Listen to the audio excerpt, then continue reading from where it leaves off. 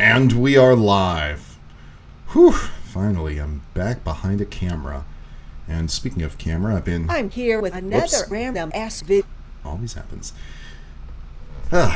Speaking of camera, I've been working on this stream a little, trying to improve on camera quality. I've actually gone ahead and done some things that I think I can make happen for tomorrow's stream. But I'll get to that. I'll get to that later. For now, welcome back. It's good to see you again. Thank you so much for being patient while I, handle my voice. I work in my job requires my voice, my day job, I should say. And that meant what I was going through was also affecting me in my work, I'll get to that. I'll get to that later in some other parts. So, for the most part, and hey, welcome back, Luna. How are we doing? And I always have to ask because, it's happened the past couple streams. Can you hear me okay? You've been really good at making sure that my microphone has pretty much been on. But it's good to have you on this stream. I'm so thankful that you have been able to make it. You've been wonderful when it comes to contributing to a lot of these videos. Squanala, this live is off. You got that damn correct. Mini-colored journal. Thank you. Yeah, I got a haircut just for, not just for this, but it's good to have short hair again. Excellent. Yes, you can hear me good. That's what I thought.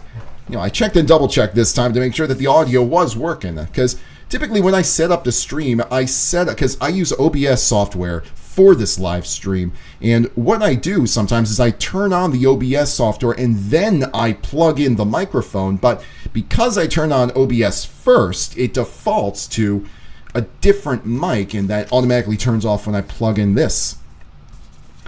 Alright, so I'm going to kind of lay down what we're going to be doing today. I gave you a little bit of a rundown in the post that I posted yesterday night, but for the most part, what we're going to do is we're going to work on Beyblade some more, and this is going to be a longer stream, 4 hours instead of the typical 3, and then tomorrow, hopefully, and I'll show you in just a sec. Tomorrow we're going to do a stream that finishes off the Jonathan Lonathan YouTube movement. When I say finishes off, so initially what I was doing is I was adding some finishing touches, making sure that everything was right, because one thing I like to do is when I do sentence mixing YouTube poops, a lot of times when I'm splicing the audio, I am simultaneously splicing the video, and that leads to a lot of jumps. So when I do some cleanup, I want to have a consistent video throughout sometimes, and that's largely what I was doing. But what I was also doing is I was trying to see if there was something else that I could do, because the beauty of YouTube poop for me isn't just in the finishing, it's in the creation. Like, I get behind a computer and my mind goes immediately to what can I do? What can I mess with?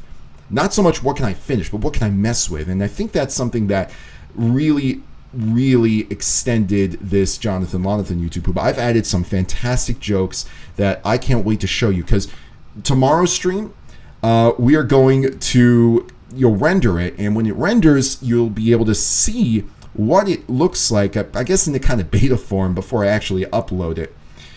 Yes, the blue gadget looks a bit like a, oh my god. I don't want to.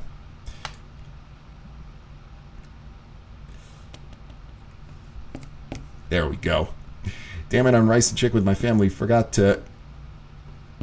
Well, as the things likes to say, Fartsmoan, the price is rice.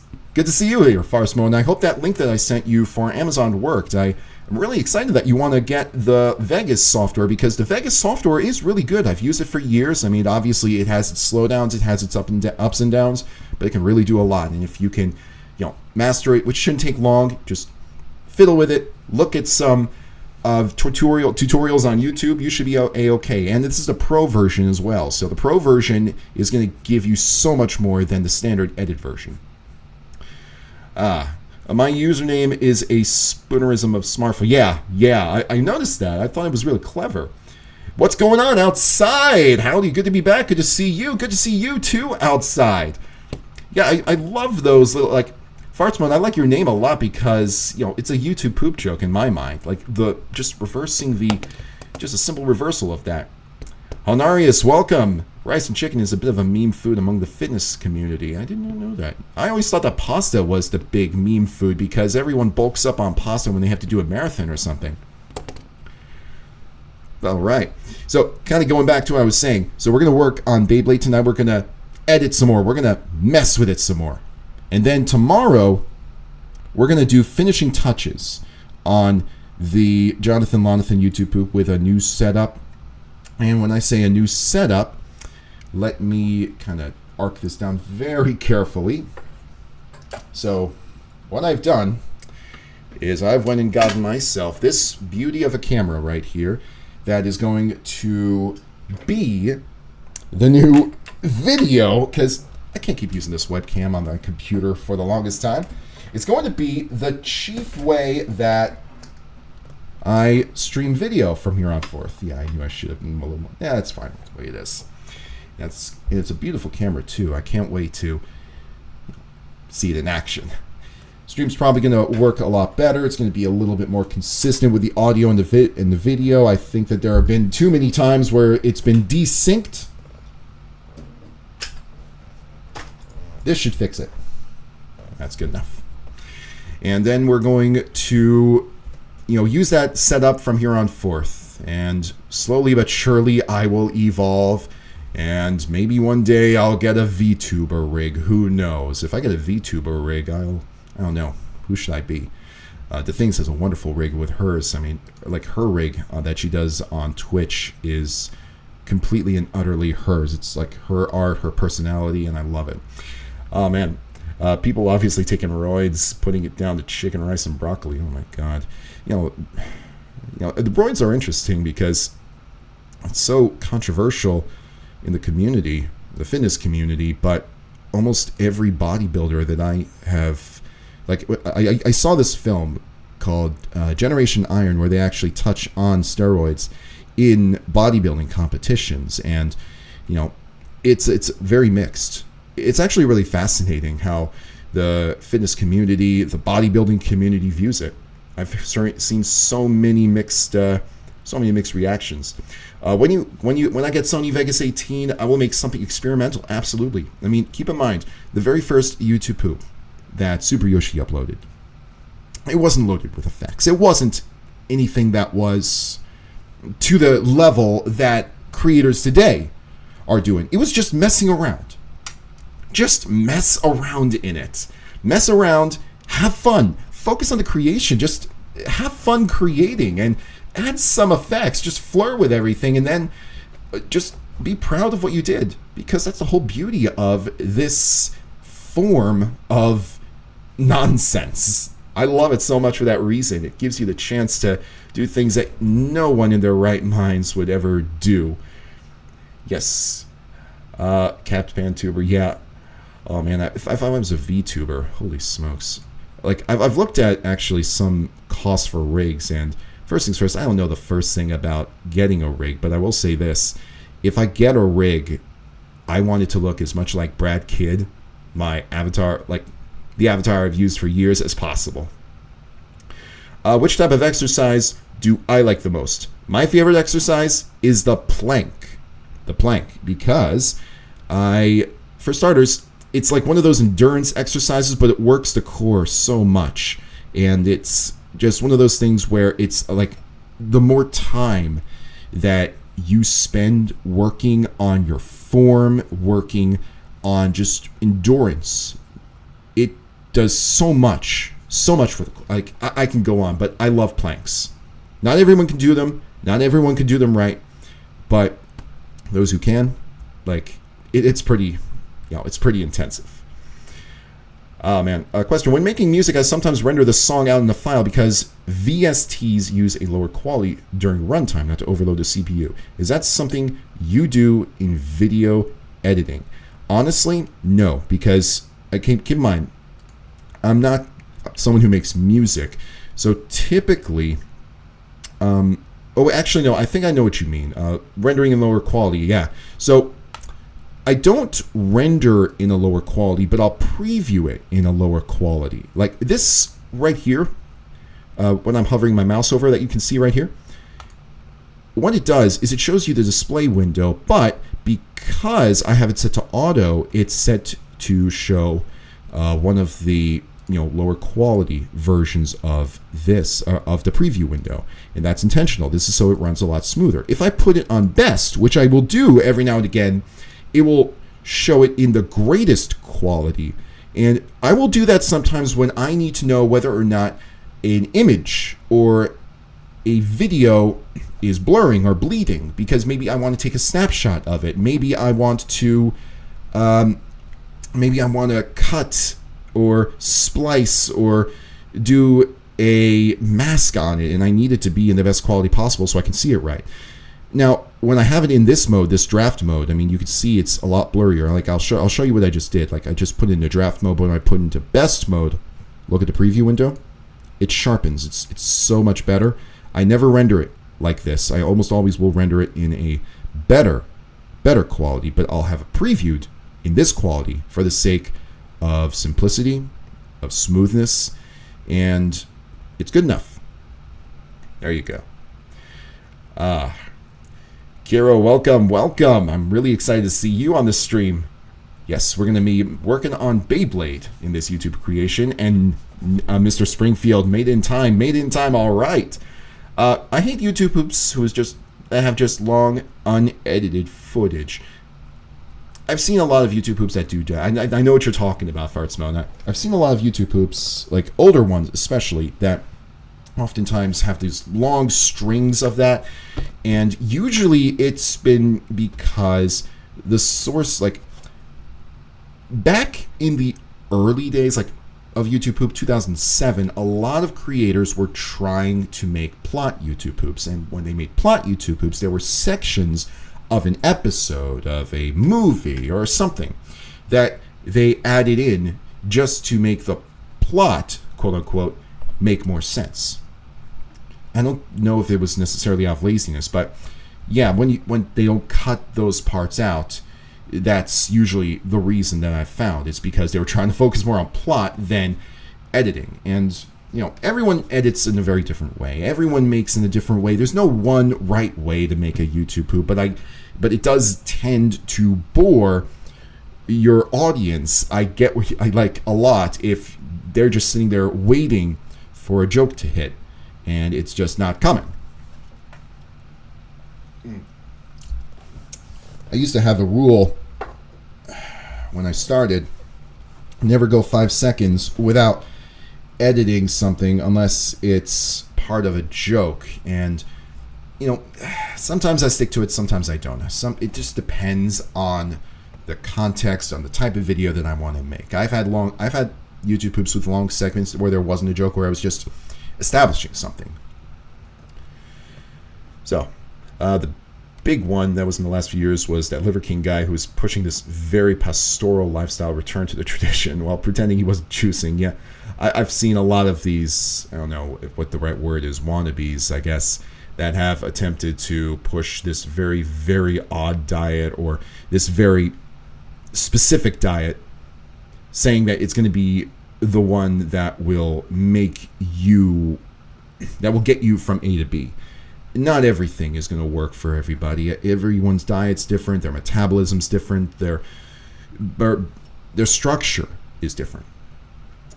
I would just, do what is right by you. I think Spadinner is just as valid as the lore and world building as I teach Vader, just as long as it's funny for the person who made it. Exactly correct. I mean, a lot of times, if you don't like the jokes that you're making, if you don't feel like what you're doing is funny, I mean, you're not going to be confident in it, regardless of whether you're leaving doing that 5 second rule that I mentioned, or as Fartsmo mentioned, leaving those long unedited stretches in. Just do what's funny for you. Enjoy it. Be proud of what you made. Just really focus on the creation and not the result. And that goes for anything. And it goes for art. That goes for any kind of career that you have or any goal that you want to set. Just focus on the journey and not the destination. Yeah, well, you damn right. We love YouTube poop in this house. Have I ever read Percy Jackson? I have not. I felt like I know about Percy Jackson, but because it's a young adult novel, I feel like it's I don't know. I feel like it's not going to grip me. But I mean, you never know. I did read Artemis Fowl when I was well past that age, and I did kind of like it, so I'll give Percy Jackson a try maybe if I ever find it. I liked your musical YouTube poops lately, the pooping the charts, silly Drake stuff. Yeah, I mean, the beauty of Drake, using Drake as a YouTube poop source, is that his voice is so monotone. He's got a very limited range, and he's very, very good at enunciating. So it's for that reason that you can use Drake in YouTube poops very easily. In fact, a lot of times in the production, like if you listen to a lot of Drake songs, his voice is loud enough compared to it's loud enough that you can understand what he's saying and you can mix it a lot better. Now, in music YouTube poops, what I usually recommend is that if you want to use a music video or a song as a source, what you should do is find the a cappella version and the version without the vocals, the orchestra, I think is what it's called, and then put them over each other when you're done mixing the vocals. Some songs don't have that. I mean, you have to look on YouTube unless you have software that can do that. But if you can't find it, Drake is fantastic. And also, he's worth making fun of. I mean, look at the guy. He's the cheesiest man in music. Seriously, what's not to make fun of? How can you not listen to Rich Flex or Way Too Sexy and think, damn, I can't not poop this? But the pooping the charts is also really fun. I mean, Taylor Swift was interesting because, I mean, again, I was able to separate the source, like the music from the vocals, really easily with her. That was a really good. Let me work on something while I do this. I think I have a couple of edits that I can make here. With Taylor Swift, she's someone who, if you listen to a lot of her songs, the production tends to be a little bit louder than something you'd hear on a Drake song. So if you're using the song itself as the source material, then it's going to be really hard to sentence mix her. So thankfully, there was a version of Anti-Hero that I could use there. What else? Yeah, there was that version. Oh man, the BB Rexa. I mean, that was a hoot to use. That was actually the hardest source to use because, I mean, it's such a vapid song. It's got very little to it. That sentence mixing it was it was really tricky to come up with stuff for it. So if you actually watch the YouTube poop again, you'll notice that the BB Rexa song is the shortest song segment of them all. And then you've got what's his name? The white rapper from Kentucky, Jack Harlow. He's another one who's got that very similar Drake production. I haven't listened to a lot of his music, but this one, First Class, I thought was a really good source to use. Oh man, let's see. I last read Artemis Fowl like 18 years ago. Yeah, that book's been out. I remember seeing Artemis Fowl advertised on the VHS copy of Spy Kids. That's how I first learned about it, and I was thinking, oh wow, is this the new Harry Potter or something? Because this was before the Harry Potter movies came out, and it was big as a book series. Oh man, guy on the right could see a spider guy on the left. Shoot, let me go right back to that. I think I know what you mean. I'll get back to it. Spider guy on the left. Let me actually open up my little notebook here so I can take some notes here. And what's going on, Lavos? Lavos Soval, welcome to the stream. For low-end PCs, like I have used Draft so that I can watch what I've made so far. Even then, it has trouble loading the frames, which kind of sucks, but oh well. Yeah, that's exactly why I use this. Like, this is a really good computer that I'm using, but a lot of times when I'm running software, like a bunch of software at the same time, because I'm streaming while I'm doing this, it tends to slow up. Nothing you can do about that sometimes. So having it on draft makes it much, much easier for you, for anybody. All right. Let it rip itself. Let's see. Oh, wait. Let it rip, let it rip, let it rip in the style of Let It Be. Ooh, that's an interesting idea. Let's go to a new page for this stream. The Beatles song, right? Let It Be. I wonder if that is a possibility. That is a really good idea, Fartsmone. Let It Be becomes Let It Rip. I'm going to have to be really careful about making that edit on this stream because of, copyright and all that. Let It Rip. But I'm sure, it's a long song. I think that there should be some way to mix rip into it. Let it rip itself, Beyblade spontaneous combust. I still got some stuff in my throat, but I'm working through it. Beyblade implosion. Oh man. I am working on an implosion joke in my Jonathan Lonathan video. I will leave it at that. Percy Jackson's worth reading for sure. Which Artemis Fowl character is your favorite? So I've only read the first one. But I think I actually really like Artemis Fowl himself because of the way that, he was, like, I'm not going to spoil anything for anybody who hasn't read the books yet. I'm sure many of you saw the movie. I haven't seen the movie. I heard it's terrible, but if you haven't read the books, don't know anything about Artemis Fowl, there's a scene where he's negotiating, and I'm actually, the fantasy of this young millionaire genius negotiating like that. It's really cool, especially with who he's negotiating with. All right. I have that approach in music. I don't care if I reach a lot of people because I make a lot of music for myself first. If I like it, that's all that matters. Yeah, exactly. Because if you try to focus on pleasing everybody, you're going to please nobody. I think there's a song. I can't remember the song. Can't please everyone, so you gotta please yourself. All right, let's focus on this. I think I actually finished this one already. He leaps down, and there we go. This is the Canto Bite one. And yeah, I think I can mix Patrick Mahomes from there. If you want the neck moving guy appears, just search Robotnik gets involved. And yeah, the neck moving guy, that's the I'm a Person classic right there. It is indeed an I'm a Person classic.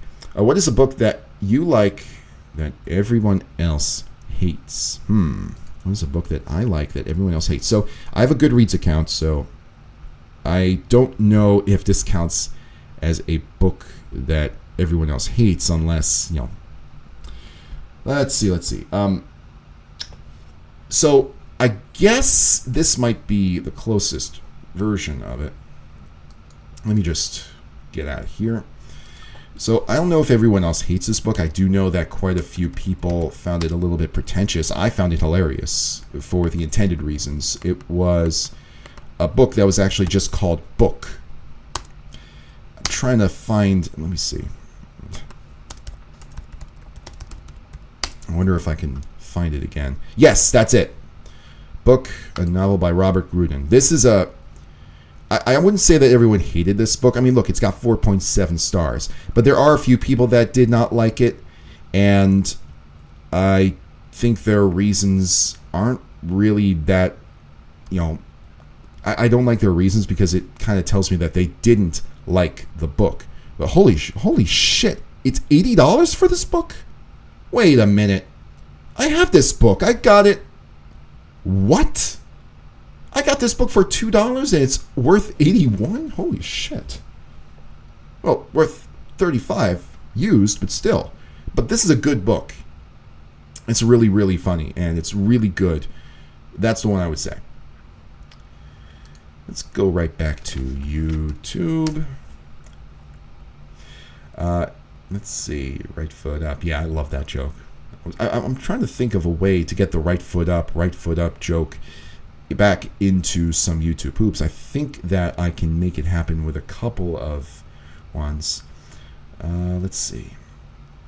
Yeah, Guitar Hero and Rock Band's audio files are perfect for what you're describing with the acapella isolated background music. Yeah.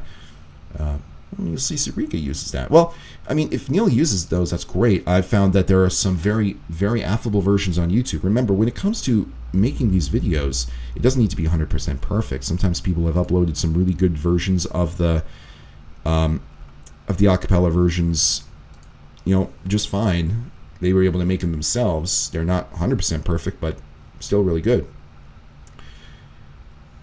He looks like a check mark. Yelling sauce, yeah.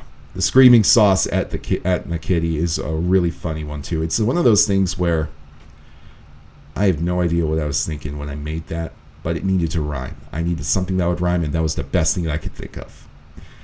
The stems for Rick Astley is Never Gonna Give You Up was also from Rock Band. Why did I wrap up the paper? Which paper? I like how you write ideas for YouTube poops in a notebook. Kind of weird to think about since I don't usually expect that kind of thing, but it is pretty convenient. It is. So there's two reasons why I write in a notebook. One is because when you write something down, you commit it to memory a little bit easier. And, actually, there are three reasons. The second reason is because you can't see it, but I've got a bulletin board here where I can just tear off sheets, pin them to the board, so I can look up and bam, I've got my ideas right there. But the third reason is because, let me just take this one off.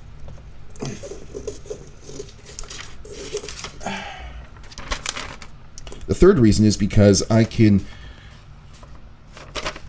provide my note. I can write my notes down in a very specific way. So I don't know if you can see this all right, but it's not just words. It's not just notes. It's actual frames, like a storyboard.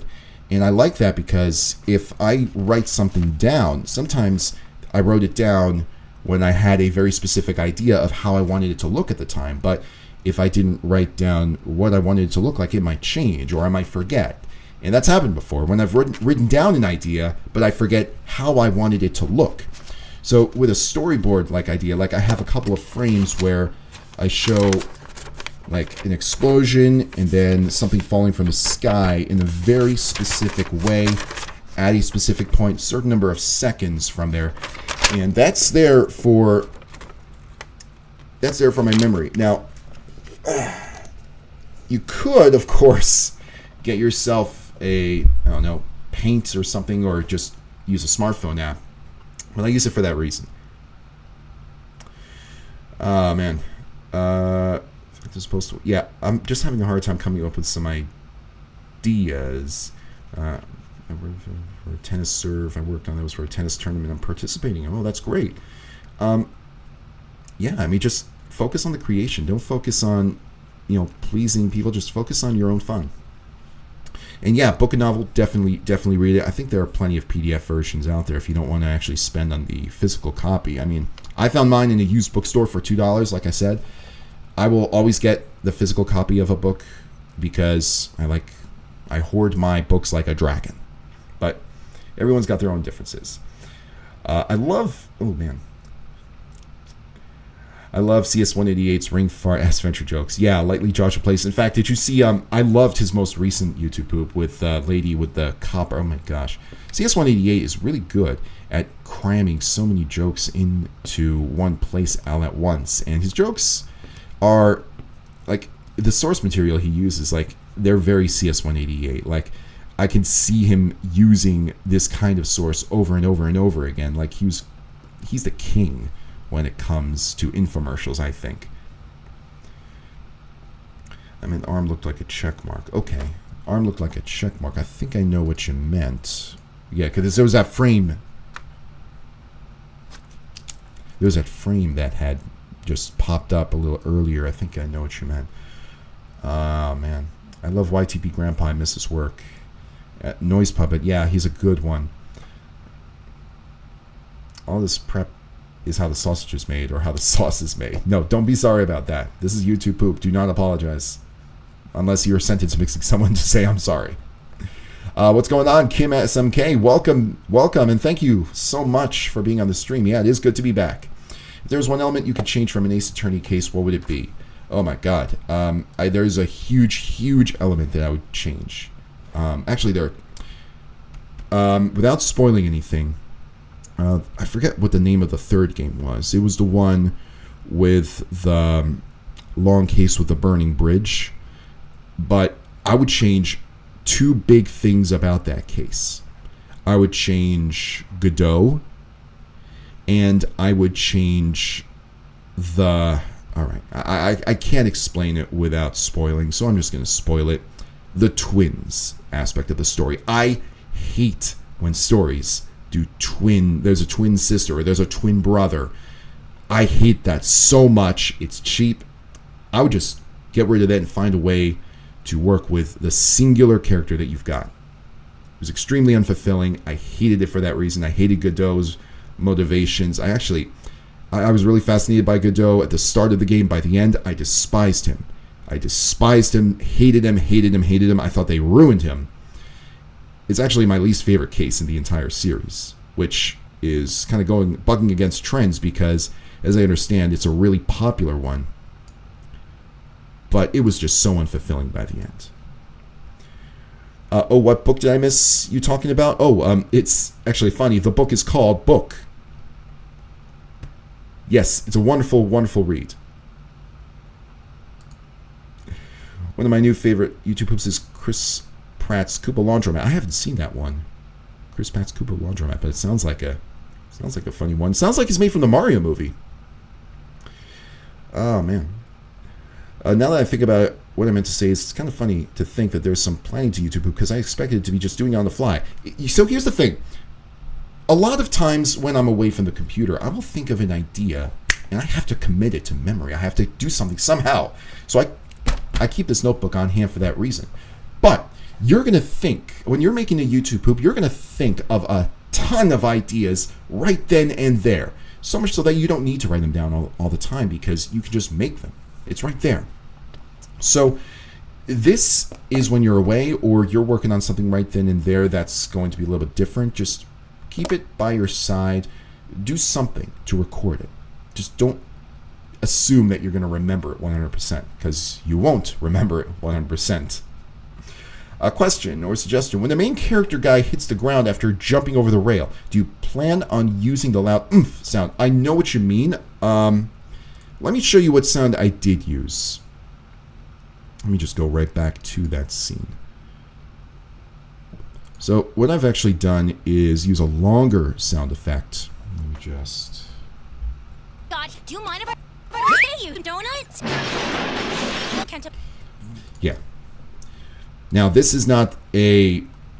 I don't know if it's the best sound effect, but it's the one that I was looking for. I was thinking also adding some cars here and there, but still. But yeah, that's also a good option, but I feel like it, you have Kenta talking to him, being so bothersome, so annoying, and he just wants to just end it all. And this sound effect, I think, works a lot better than a standard oomph. Hey, what's going on, Hercules? Just call for 3 hours and 59 minutes and mission accomplished. Damn right. Jeez. That was not planned. I promise you. I just go after just reading that. Maybe it's like one of those yawn things. Any moment appropriate to make the Aladdin moving neck guy appear. Maybe I can find a way. I mean, the characters are so out there that I can probably integrate somehow. It'd be a great throwback to a classic. Is 3 or 5 your least favorite Ace Attorney case? So,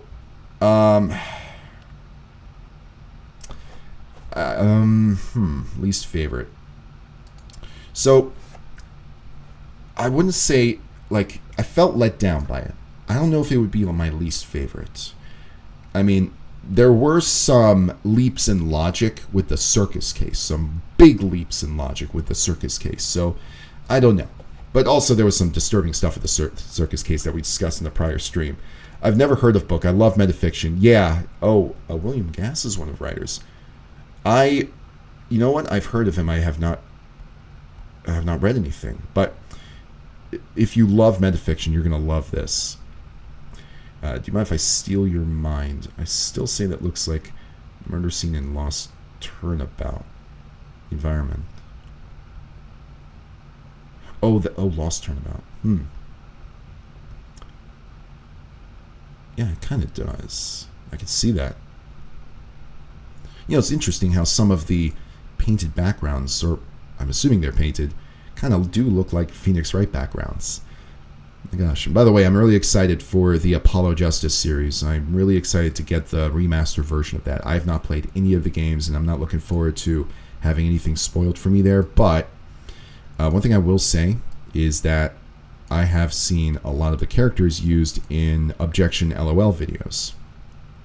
I have no idea what their personalities are, but I love the way that they're animated. Especially, what's his name? The guy with the guitar. You know the scene where Bugs Bunny talks about what the dentist told him and he throws up? Yes! Yes! I have seen that video. That actually might be a really good sound effect.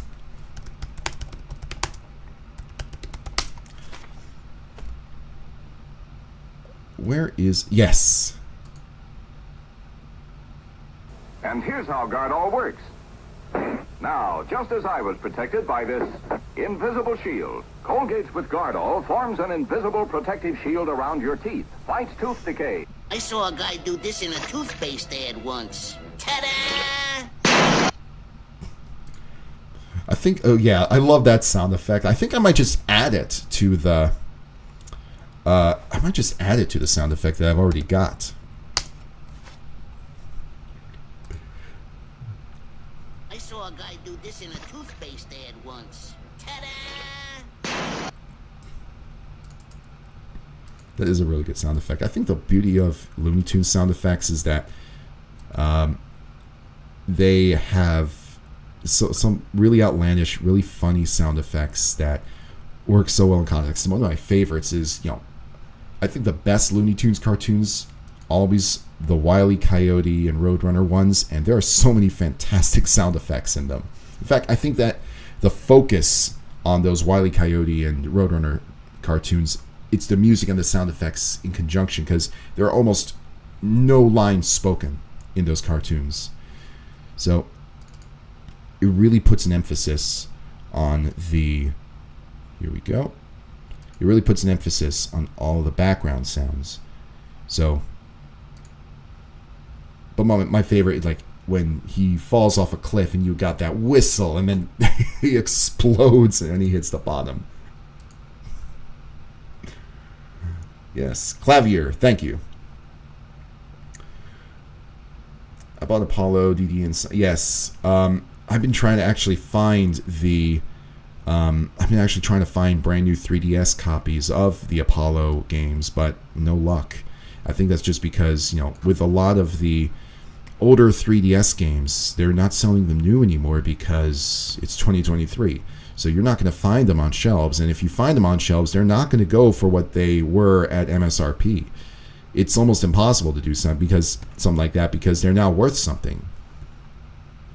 Actually, one thing I will say is that kind of on that note, video games as an investment is actually pretty fascinating if you have a rare, like limited printed unopened games or something like that. I never realized how sought after they could be sometimes until I saw how much the Metroid Prime trilogy, the original one for the Wii, was going for. And you know, there's something to that. So let's see, the sound effect occurs right here. Let's isolate that, and I'm gonna put it right over here. Now, the sound effect starts right here. And I think that this will work just fine if I keep it at the same volume. Yes! Actually, this enhances it by a considerable amount. Yeah, that makes it a lot better. I love it. This is without, and this is with. Oops. No, this is with. Yeah, it is a world of difference. Like, I don't know if you can hear it. I heard it. I like it a lot better this way. Nice find. Nice find with the Looney Tunes sound effect. Yeah, Clavier. Sounds like a big plane of glass shattering. Hercules Maze entering the chat reminded me of the Orange Glow Odyssey and Billy Mays entertains the crypto market. Oh man, I'm really excited that Billy Mays is still being used as YouTube Poop source. It just goes to show how timeless he was. One of my favorites was Dual Screen. Yes, Dual Screen made it. If you've seen the original sentence mixing collab that I hosted, I think back in 2009, Dual Screen submitted a 30-second one for the big piece of shit slider station. That's always been my favorite Billy Mays YouTube Poop because it has the iconic line, a $20 value, free, just pay $19.99. And it's a wonderful, wonderful line. It just goes to show how good you can write YouTube Poop jokes, or write jokes in YouTube Poops and not just have them be, shock humor. Like, a lot of the best jokes in YouTube Poop are the ones that are actually, they follow like an organized form of humor. And even guys like Walrus Guy know this. Like, Walrus Guy, if you ever watched his classic, The Only Mama Luigi Poop Anyone Has Ever Made, I mean, the title in and of itself is a joke because it's like, back then, Mama Luigi poops were everywhere.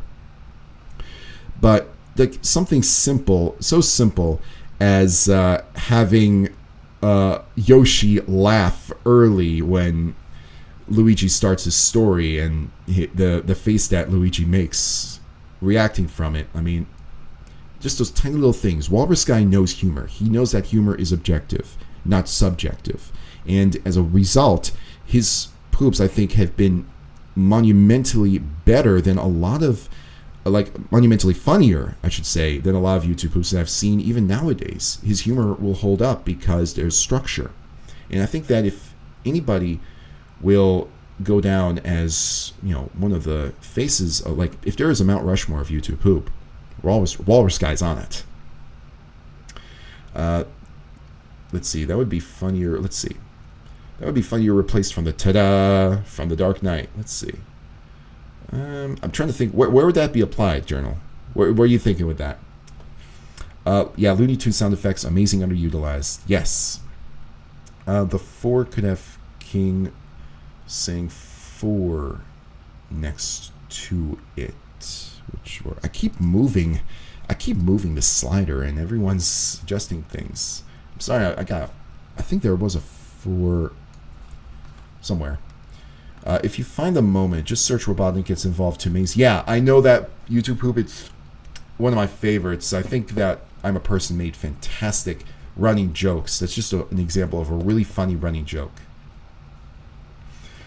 I also loved how evil Wilford Brimley is in the Frollo Show. Yes, Wilford Brimley is another classic. And in fact, if you want to use Wilford Brimley as a source material, The Things uploaded the original Wilford Brimley diabetes ad. I think it's on her main channel. If not, it's on The Things too. Oh, after the shattering noise, ta-da. I don't see that working because in the context of the scene, he's jumping off just to, get away. I think it's good by itself. Maybe the ta-da could be used elsewhere. What's my thoughts on 9-Row? I haven't seen 9-Row's stuff. I probably should if you're bringing him up. Billy May's son lives in Florida. He's a musician. Oh, wow. I'd love to see some music from him, or hear some music. Let's see. Warehouse had 4. Oh, I think I know what you mean. The Warehouse, right here. Let's see. I keep moving the slider. This Warehouse? Unless it was earlier. It's probably... I think there was a second Warehouse or something. Yep. I find that some of my YouTube poops have running gags that tie a loose sort of story together. Yeah. That I do that too. Like, I have a lot of videos. Hang on. I have a lot of videos that have, a lot of running gags. Like, very early in the YouTube poop tennis that I did with Deeper Cut, we set up the Digimon Frontier theme for sexual acts, and then, of course, we had "Oh shit, here we go again" in the Grand Theft Auto tennis. I think I've referenced a couple of I referenced those jokes in some of my other videos. I love them. Warehouse roof. Yeah, Wilford Brimley dying was sad, absolutely. I mean, he's a great actor. Like, well, he was a great actor. I mean, if you've ever seen him act, even in Seinfeld, like, he was really, really good. I think he did mostly television. He's done a few films, but not a whole lot. Okay, so there's a 4 on the warehouse. Let me just write that down. 4 on warehouse. Maybe I can make a little flash joke, and I'll go into that when I see it next. When the main character says, "Oh no," make the Aladdin moving neck guy appear in text. Okay.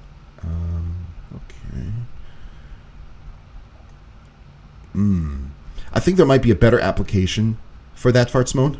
But I'll keep it in my back pocket. You can't have an "oh no" joke without using Knuckles.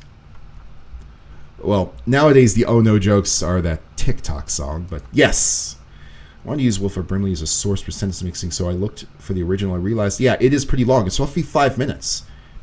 I don't like working with longer sources as it causes a lag in preview. I know what you mean, because the lag in preview usually has to do with the size of the file, not so much the length of the video. But if you can break it down into smaller bits somehow, that'll work as well. Let's see. And I think that ultimately it wasn't an infomercial. It was I think it was something that was shown to people who signed up for Liberty Mutual. Almost like he was a spokesperson for any of their customers. Yeah, he was this old scientist in The Thing by John Carpenter. I think he was a judge in an 80s movie, because I remember using a lot of his clips, his voice clips in the, whatchamacallit, the Morbius YouTube poop. And he says the word subpoenas. And if you take out the sub, you get. So you could use that, by the way. Let me see if I can actually find it so I can show you, just in case you get a little bit of inspiration. Wilford Brimley roll. Let's see. It was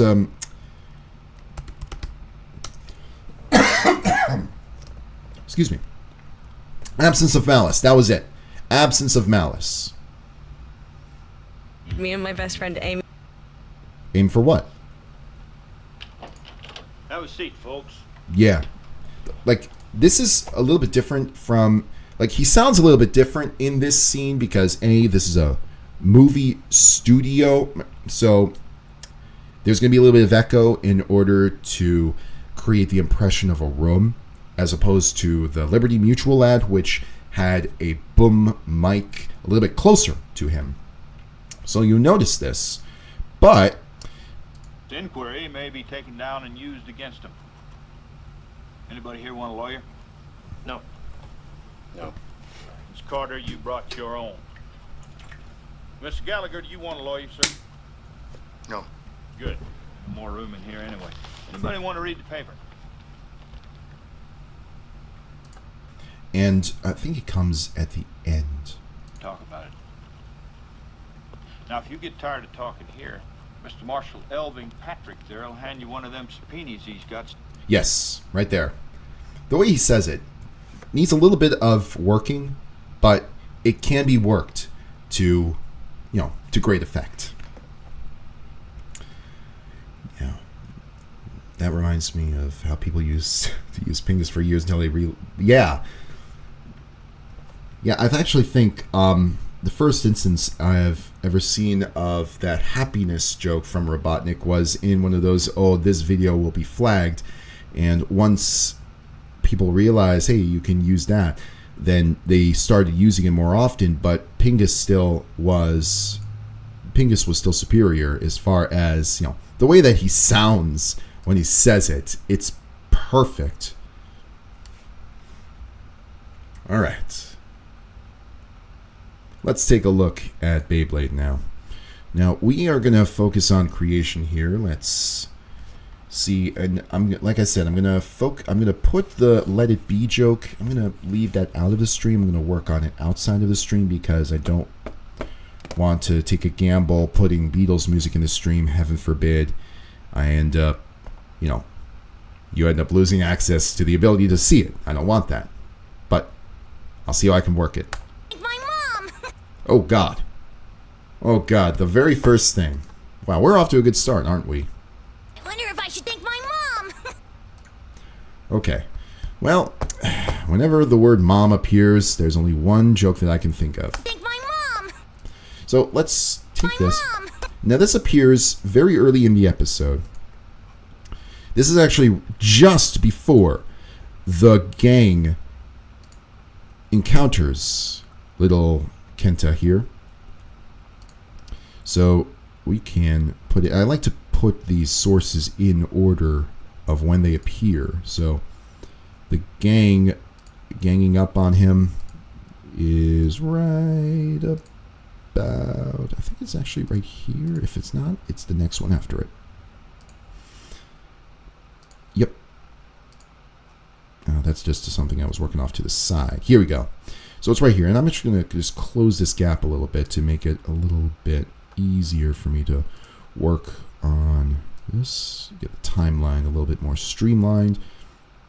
And Kenta has a lot of lines. No doubt we're going to be able to work on something here.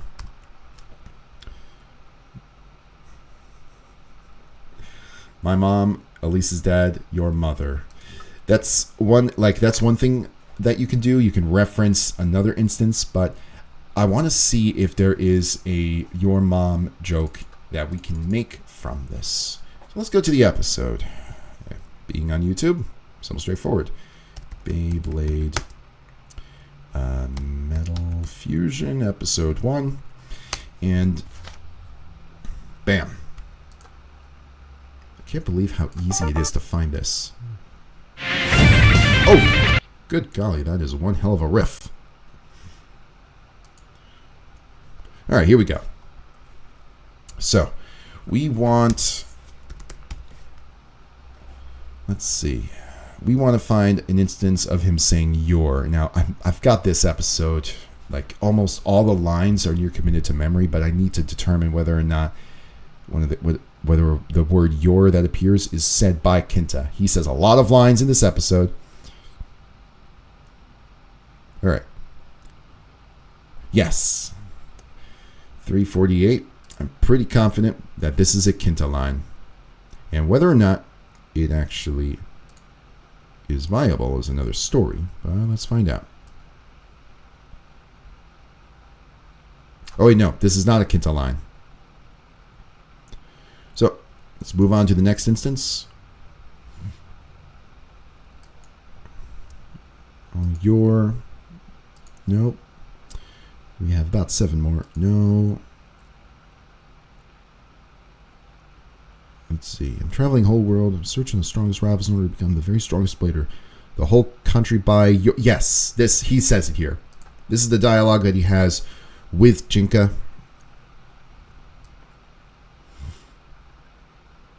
And it's at 11:25. 11:25. There we go. There. Huh? Who, them? They're the face hunters. And we gotta do something with face hunters. Yeah. Alright, let's see. Actually, I think I might be a little bit early, a little bit late. Actually, I'm a little bit early.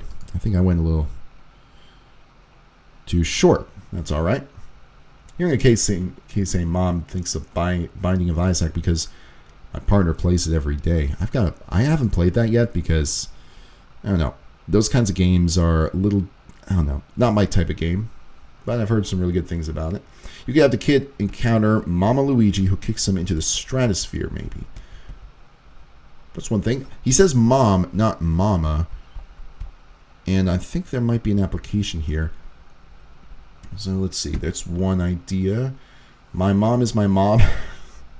Female humanoid Pokemon. Oh god, no. Oh god. Oh man. Just what I needed to think about. Seems thugs like them are everywhere. Really? You're not from here? Oh, hold up. It seems thugs like them are... It seems thugs like them are... I don't know. I just saw this really simple joke. I'm going to just pull this audio clip to this level so I remember it. Where from? Here. whole country. I'm searching for stronger rivals in order to become the... Here we go. Man, this source is Swiss cheese because of all the splicing I've done. The country. The whole country. Traveling... Wait, he just said... Traveling... Hold on. Let me just work on this real quick. I'll let you in just a sec. Let you into what I'm thinking here. Traveling around... Traveling I don't know. travel I don't know. Why did this remind me of Lightning McQueen's Ka-Chow? around the whole country. Rivals in order to become the very strongest blader. The whole country? By yourself? Here's the your. By yourself? So we got your mom. Ka-Chow. Can we make Ka-Chow? Can we make it a joke? Can we do something with that?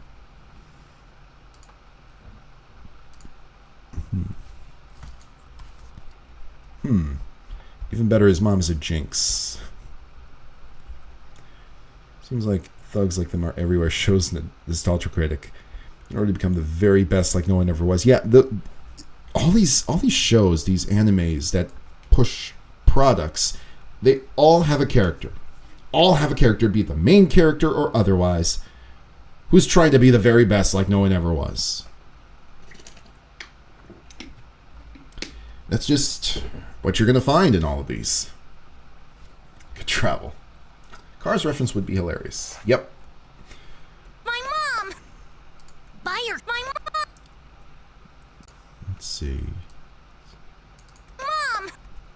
So let's see. Let's keep that right here. And make this cut. Adjust it just so slightly. Make the audio fit better with the your. And then Your mom!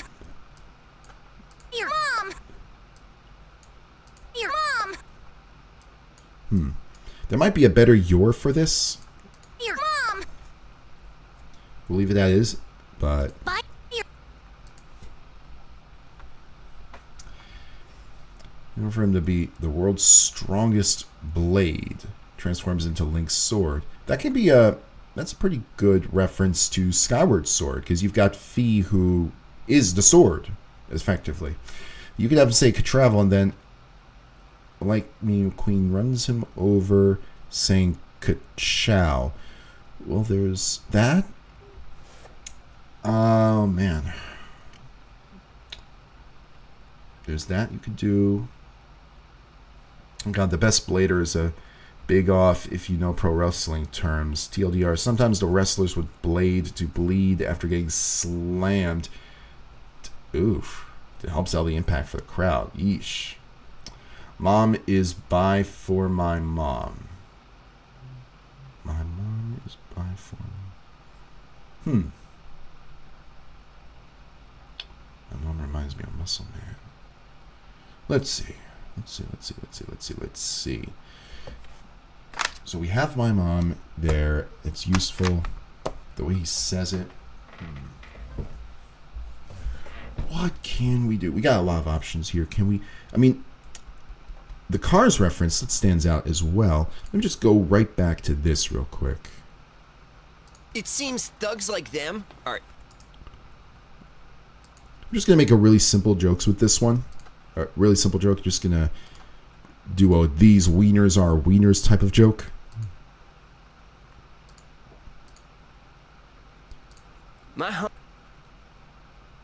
Let's put that a little further down the timeline so we make some space. Bring this back up. It seems thugs like... He also says thugs like. That could be spliced into thug life.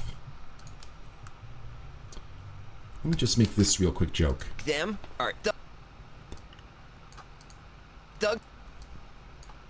thugs. Seems thugs like them are thugs. Alright, thugs. He doesn't say it with a strong TH sound on that second one, but it still works pretty well. So let's just take this thug and see if we can make thug life. Thug. I think he enunciates the G okay, Thugs. but the S might bleed a little bit. Let's see. Yeah. Again, simple. Sometimes simple jokes are the best jokes, depending on the situation. Thug. Thug. Thug. Yes, so we got the thug minus the S. Like them. Like them. Thug like. Thug like. Thug like. Thug like. There's more TH sound. Thug like. It's just... Thug like. There's a way that we can add it. Them are everywhere. Are everywhere. Where? We could just add an F sound to that. It doesn't have to be from his voice. It seems like thugs like them are thugs. It seems thug life is everywhere. If you're going to include a thug life bite, how about a GTA SA mission complete theme? Yeah, that's... Ooh. Thug life. That's a nice one, Mr. Springfield. Thug life. Reference. GTA SA. So we need... Let's see... Can we think of something right then and there? Thug Life, reference GTA. I know that we got the mission complete music. We've got, of course, we've got all shit, here we go again music. We can obviously do a couple of other things. Maybe he insults the smaller kid before the Thug Life. Or maybe he could do something else. I mean, we don't have to put the Thug Life in the scene with the kid. We can do something where he... Maybe, I don't know.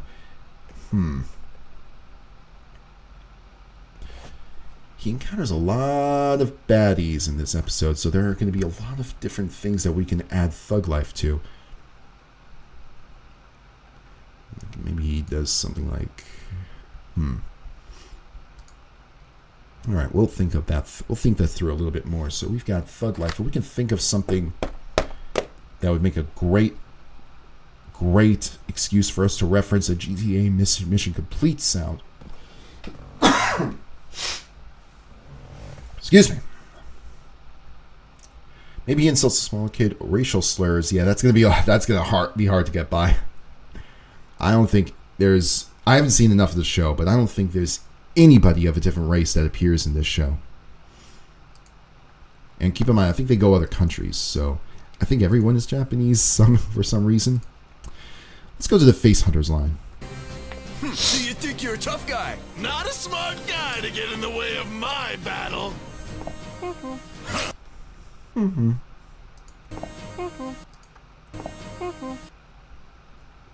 What was the purpose of that? Yeah, save it for an after-edited victory of one of the bad guys. Yep. I mean, there's one right here. He's going to completely annihilate these 5 guys. Maybe flip his spiky hair 180 degrees. Well, if I do it 180 degrees, wouldn't it be pointing down?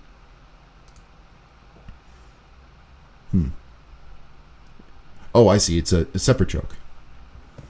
180 degrees. If we make it point down, then... Or we can make it into a beard. Yeah, we can do that. I mean, the headband is going to be an interesting obstacle, but I'm pretty sure we can make that happen. It's a matter of when. Turn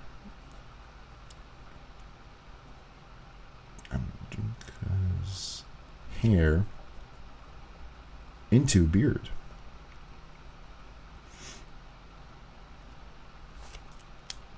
The face. Oh, Kumquat Queen, you might be onto something. Face hunters. Face huggers. Face huggers. Wasn't that Wasn't that a bad guy in a video game?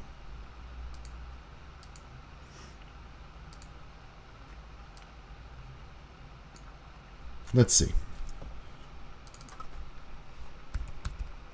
For some reason, yeah, Alien. That's right.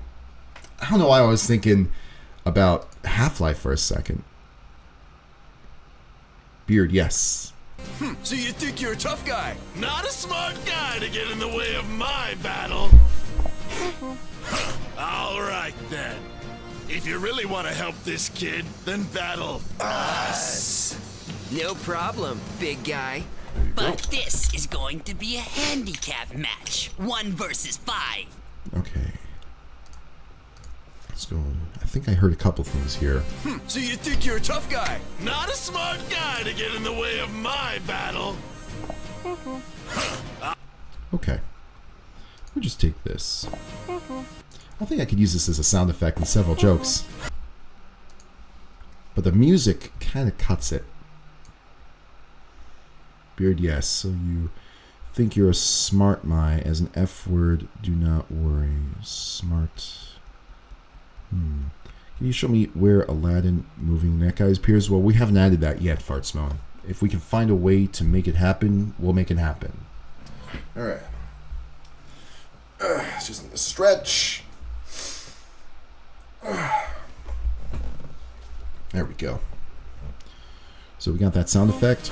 All right, then. If you really want to help this kid, then battle us. No problem. No problem. This is no a... problem. No problem. Look at this. Does the arm feel disconnected in this scene? No problem. This doesn't look like a... This animation is weird here. Maybe, am I the only one who sees it?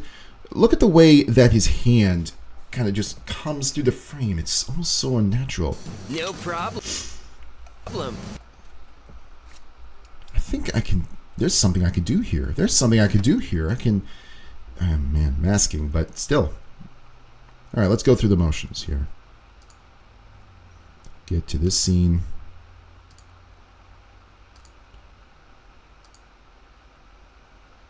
Okay, here we go.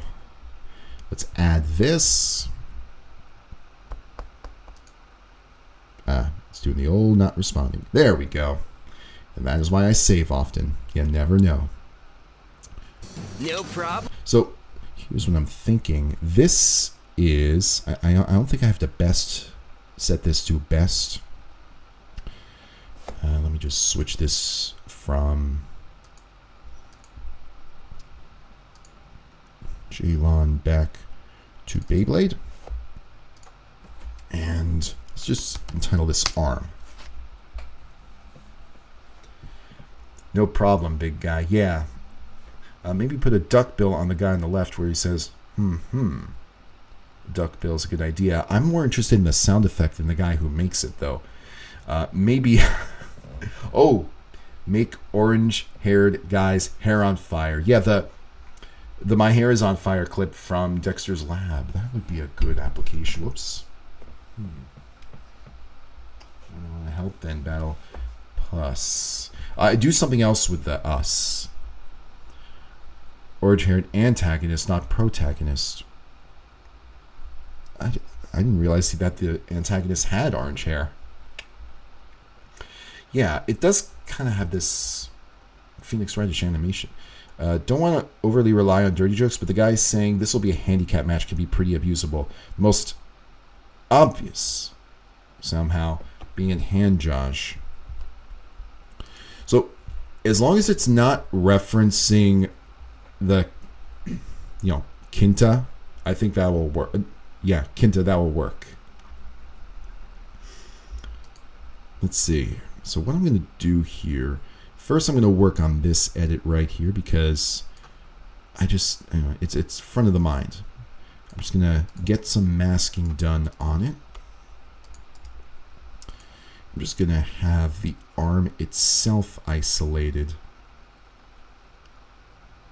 Take this off. Go down. Oops. Go down here. And let's start cutting out this hand so that we can abuse this. This is going to be one of those things that is just so... Like, YouTube poop is not just about, you know, structured jokes. It's about things that you don't expect to happen. This is going to be one of those things where this is just an exploitable motion that the animators used. And I think that this specific frame is the perfect opportunity to abuse it. And even making an edit to his no problem would work really well here. Alright, let's go through this. Make sure we're still good. Almost. Yeah. Just going to be very delicate getting these fingers. At least the background color is not going to be a problem. Maybe replace the yellow and brown background. Switch them.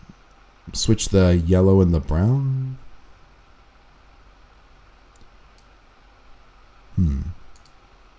Switch the... Are you talking about the brown of this... of this entryway right here? I'm trying to think of... I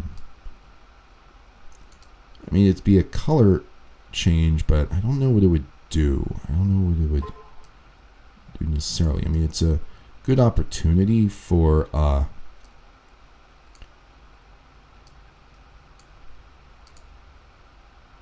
very what the fuck kind of joke, but I don't know how it can be applied.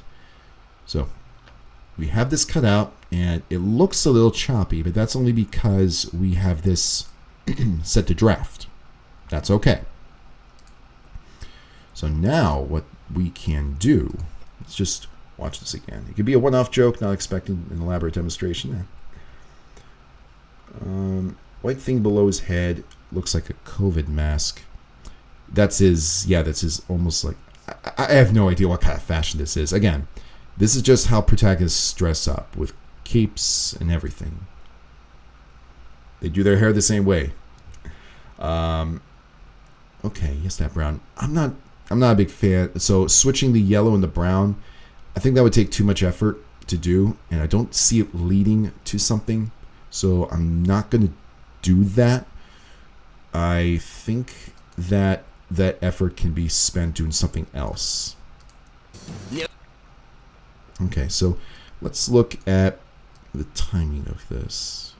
So he holds up his hand, and right about there is when we're going to start adding more and more of these hands. So let's pull this off, move it to the left, and it'll take some time for the preview window. Even with this on the draft mode, it'll take some time for this preview window to, you know, update what I'm doing. So let's go down here, get it off screen, and then let's see, we want the bottom of this frame to be just over the knuckle. Perfect. And the rate at which it comes into the frame matters. So right about here, toggle this, and then bring it up. No problem, except you. Let's see. I'm thinking something. Ooh. Oh, no problem, except you. Thug Life clip plays. Maybe. That's one application for Thug Life. I'm looking for something a little bit more with a hardcore impression. So something that Jinka does that, like, I don't know. Something that Jinka does that warrants the Thug Life joke even more.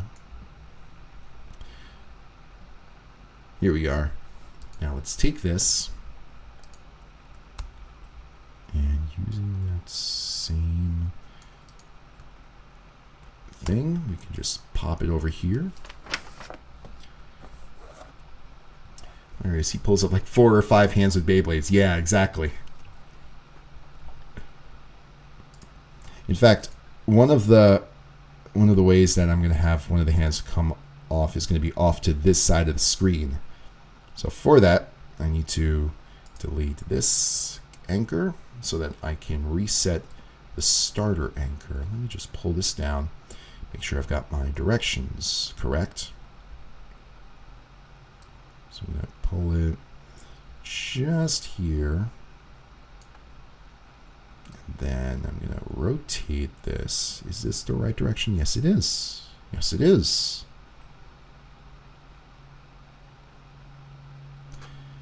Alright, so I want this at a perfect 90. And then focus on the position. Oh, whoops, I want this at negative 90. There we go. And then we have to get it off to the side. Now, whenever we rotate it, then the directions get very warped, and sometimes I need to work slowly in order to make sure that I'm getting this right, like 100% right. Let's move it right over here. Here we go.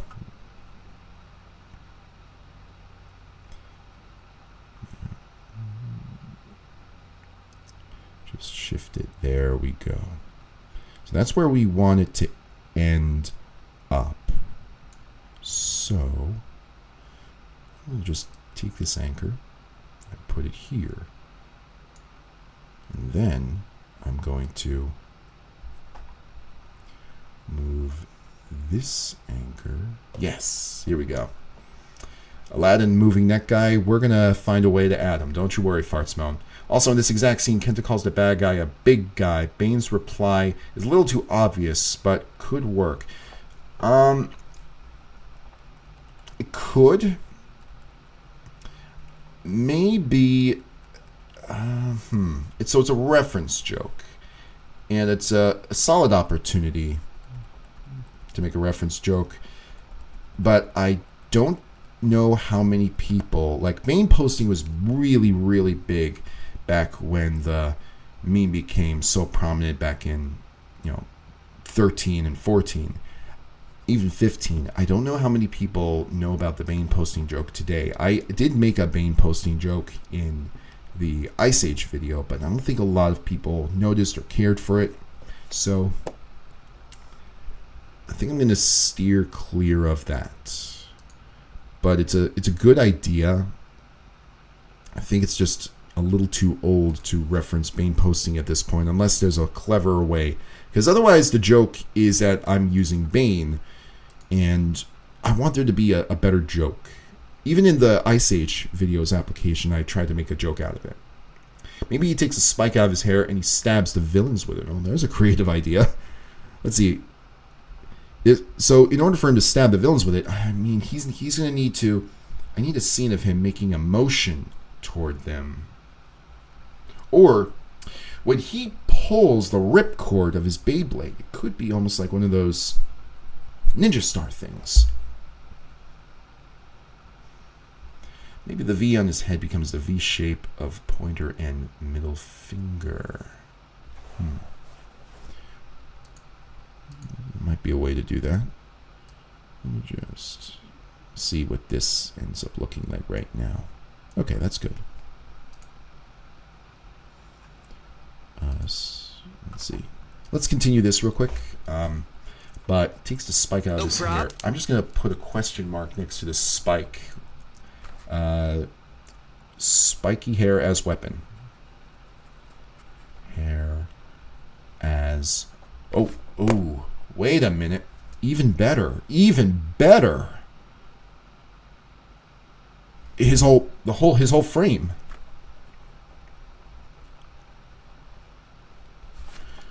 The whole body might be usable as a weapon in another scene. So, how can we make that happen?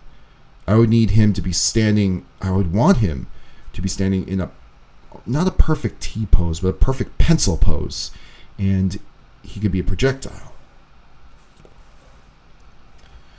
Please, I didn't respond. Don't worry, I did. Don't worry, we'll find a way. If there's a way, we'll find it. All right.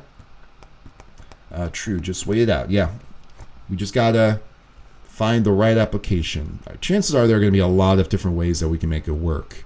I mean, heck, he almost has the same body structure as the head moving guy. No problem, big guy. There's the big guy line. But this is going to be a handicap. Ooh. But this is going to be a handicap match. 1 versus 5. Huh? What? But this is... So I think this is the only time that this particular character speaks. So we only have one shot to use something, to sentence splice something using this line. Let's isolate it. This is going to be And the handicap, this is the handicap line. Let's see what we can make of it. a handicap match. 1 versus 5. If he says something else, I mean, that's great. That's just gravy on top of the biscuits, so to say. But let's assume that this is the only line that this character, this voice actor has in here. So let's go here and add this. Just shove this down the line a little bit. Let's see. So we've got, once again, that line is... But this is going to be a handicap match. 1 versus 5. So this is going to be a handicap match. 1 versus 5. This is going to be a handicap match. Let me go to that line here. So this is it. Sometimes it's easier for me to see it all written down or typed down.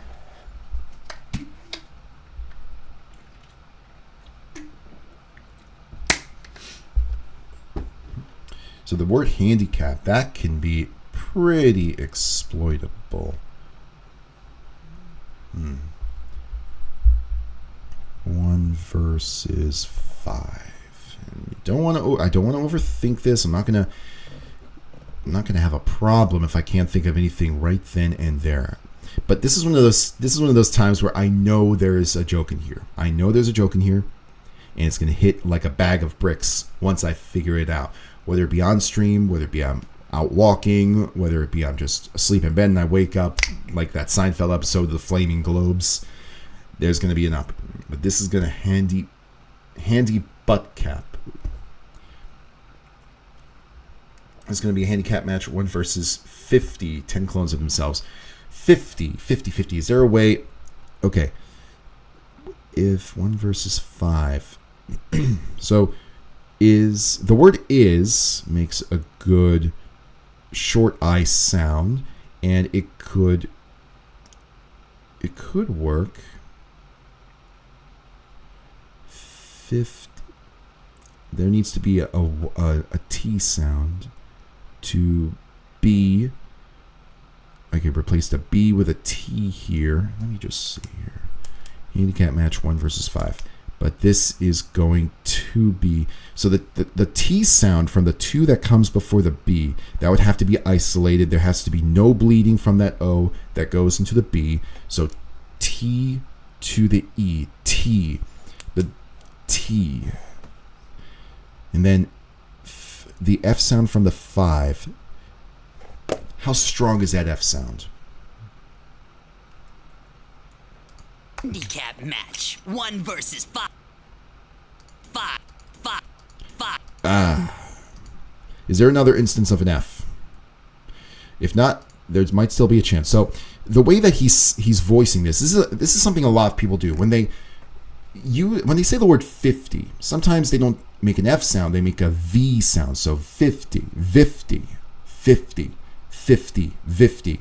There's a difference, and it's subtle. Sometimes it bleeds into people's speech. Other times, it's not as irregular, and then there are times where it's just constant. This is one of those times where it's not an F sound, it's a V sound. So we have a V sound instead of an F, but we might be able to pull an F sound from one of the other characters, because the F sound is one of those sounds that you don't need to use the same character for. As long as the recording quality is constant throughout this episode, which it is. This is a professionally made episode, professionally voice acted, well engineered, so any F sound would work. You can even use it for the second F in 50. 1 versus 50. And you got the T, 1 versus 50. It is possible. It's going to take quite a bit of time here. So that's one thing that we can do. Hard to recognize that right away. This is going to be an Andy Cap match. Isn't Andy Cap that brand of potato chips or potato fingers? Yeah, that's what I thought. Handicap. Handicap could be written. Hand-E-Cap could be written out since Y is in Espanol. I thought, but isn't the Spanish word for hand is mano, if memory serves. That would work.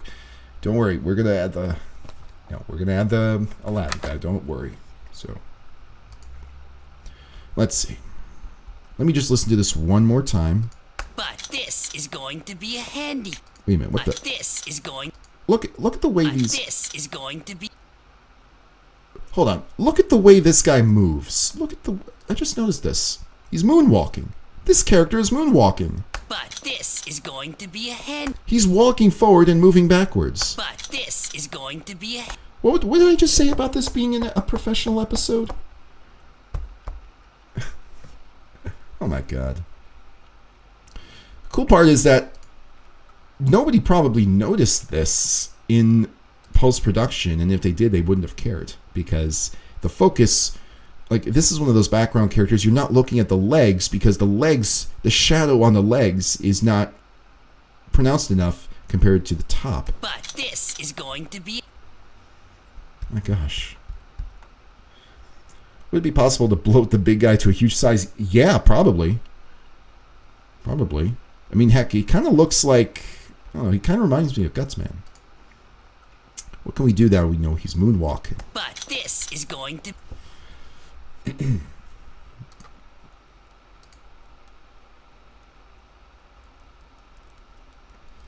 Alright, let me just go to...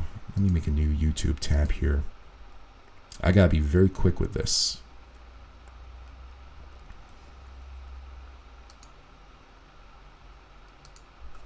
All right, let's see.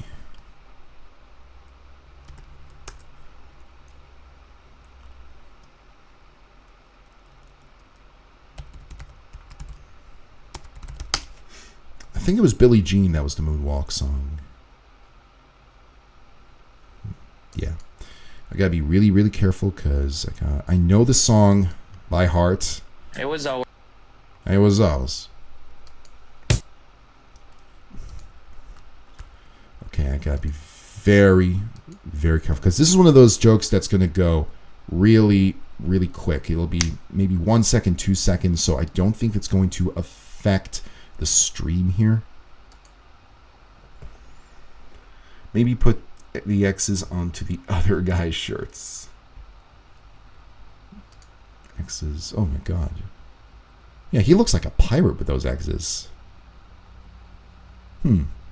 But putting it on the other shirts, I don't see that. Again, have him knock the other antagonists away constantly. Yeah, ooh, wait, hold the phone. Journal, I think you're onto something. In Super Smash Brothers, the Jigglypuff final smash is him puffing up and pushing everything away. Is that something that can be done as... That's gonna be a really time-consuming joke. Yeah, there's plenty of Michael Jackson grunts, yeah. But Eggman's Sonic Adventure voice, this is gonna be a handicap match. Is that a line from Sonic Adventure? Okay, Michael Jackson, Billie Jean. Let's see. Michael Jackson, Billie Jean. Michael Jackson, Billie Jean. Alright, I just need just a slim piece from the chorus. Okay, this is all in alphabetical order, so...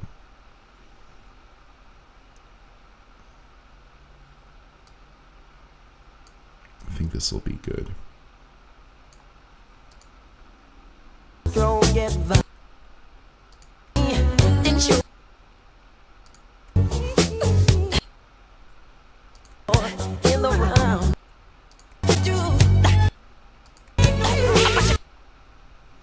This isn't the chorus yet. Really hope I don't get flagged for this. Get a load of this. Okay.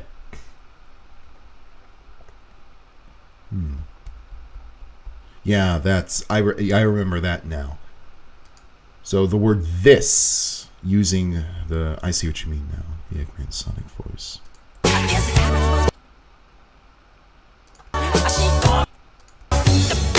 There we go. That's what I'm looking for. Just when the chorus kicks in.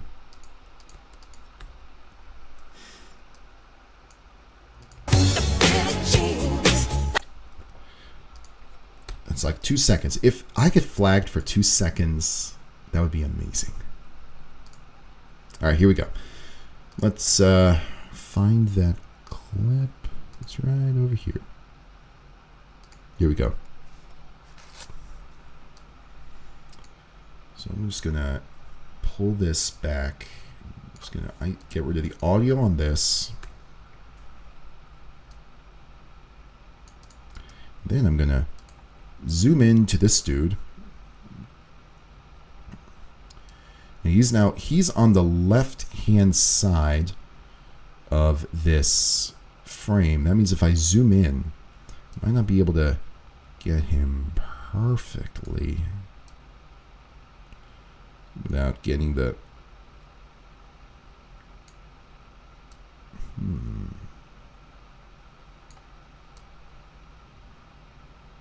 Alright, this will have to do. It's partially cut off, but that'll work.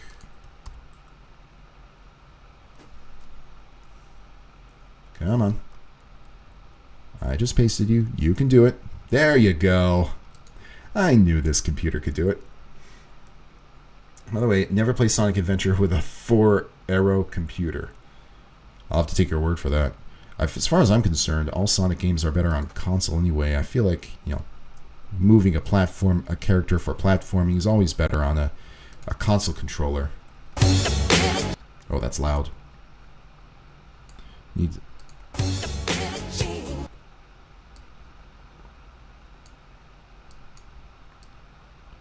Okay. Okay, here we go. Did you ever hear that Mr. Simon MJ mix called Planet Core? I know a lot of Mr. Simon mixes. I don't think I've listened to Planet Core yet, though. I just noticed the guy you're editing looks like Ty from Digimon. Yeah, that's a good point. Let me go right back to him. He looks like a grown-up Ty, almost. For that matter, the main character almost looks like Ty from Digimon too. I think it was just the shape of the head, the way his hair is spiky. You've got the headband. I think Ty's got that as well. Put Michael Jackson's face on the moon walking. No, that's a little too much. I think that the joke tells itself here. Just give me 1 second. There we go. The joke tells itself here. So. But this is going to be a handicap match. 1 versus 5. Alright. I know there's something that I can do with this line. I'm going to have to ingrain it in my head and come back to it a little bit later. So now here, after he says that, Kinta... Huh? What? But that's not fair! Just zip it. This is how it's going down. So will you battle? Or do you want to cough up all your points now? No, don't do it! Let's see, I'm just gonna move that over, expand And the clip. The battle itself only lasts like, what, 10, 15 seconds? No, don't do it! This is my battle! The guy on the right looks constipated. The guy in the middle looks constipated.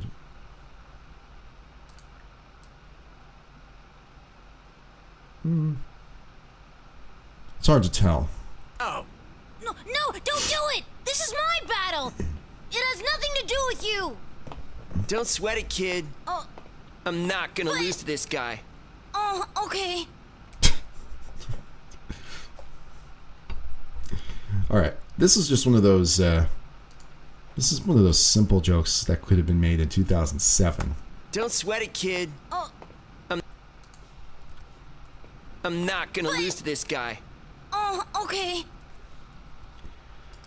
Just removing the knot. Why is this lagging? Well, hopefully in tomorrow's stream it will not lag because I'll be changing cameras potentially. Do you want to... Ooh. Journal, Hercules, you're onto something. I'm going to throw this out there. The 5v1 reminds me of the Piper Perry meme. What's the Piper Perry meme?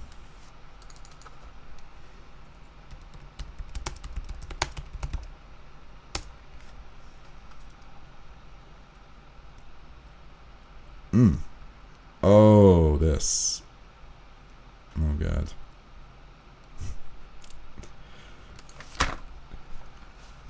It's a good thing to throw out there, but... Jeez. I don't have a lot of familiarity with it. I've seen a meme like that before, though. Don't sweat, kid. Green-haired character bursts into sweat. Not gonna lose. Not gonna.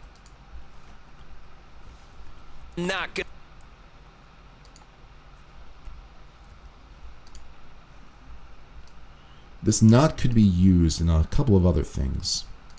I'm gonna lose to this. I'm gonna lose to this guy. I'm gonna lose to this guy.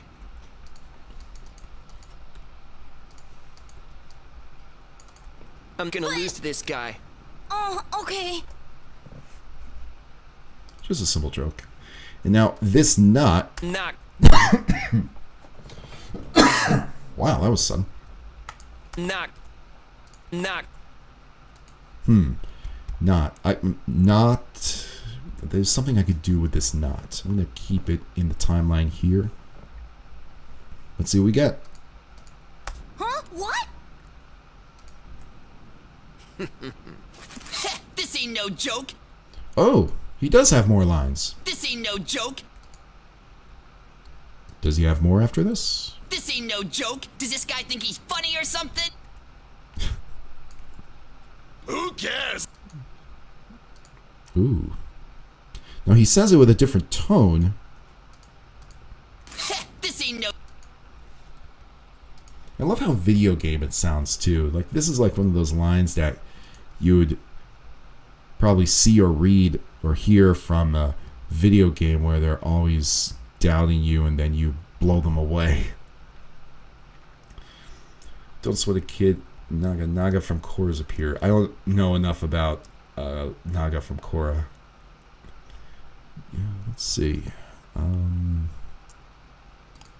Let's put it right here. Let's put it next to the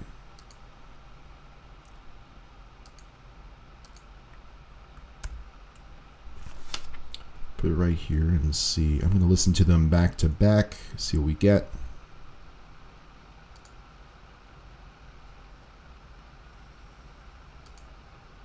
Here we are. But this is going to be a handicap match. 1 versus 5. This ain't no joke. Does this guy think he's funny or something?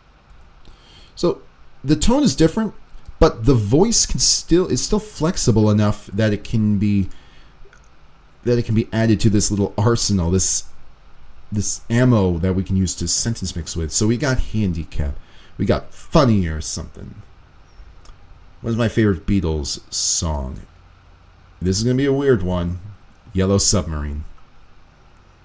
It's just one of those songs that, I don't know, I can't stop listening to. I know it's not as deep as other Beatles songs, but I think out of every Beatles song, I've listened to that one the most. Also, it has a... I've seen it used in YouTube hoops that were trap videos that were really funny. Here we go. So let's get rid of this. And let's go to the original material here.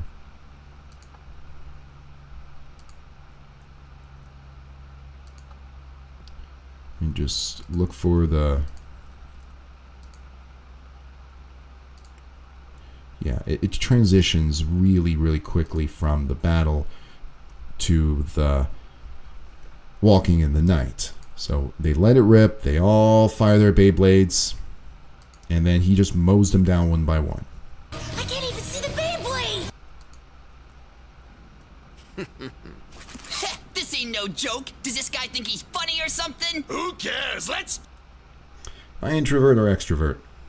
I don't know. Most of the time I'm an introvert, but it just depends on the environment. Let's do this! Let it rip!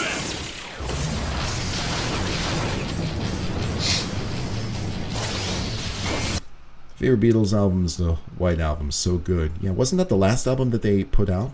Yeah. Well, I listened to a lot of Abbey Road. I actually have the Abbey Road vinyl. I love the music on it. I don't know if it means much to you or not, but I think the stream has become a slideshow. Very low frame rate. It's possible. Yep. Like I said, tomorrow when I've got the next stream, like the new camera recording device, it's going to make a world of difference potentially. And if it doesn't, well, clearly I have to go for better equipment.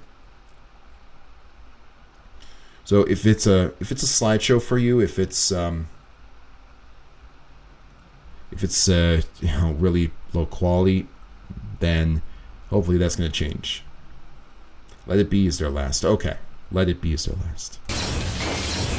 Whoa, it's too fast! I can't even see the Beyblade! What's he doing?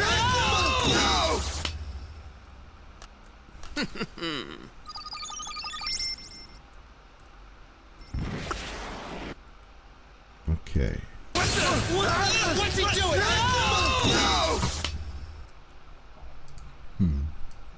Let's see here.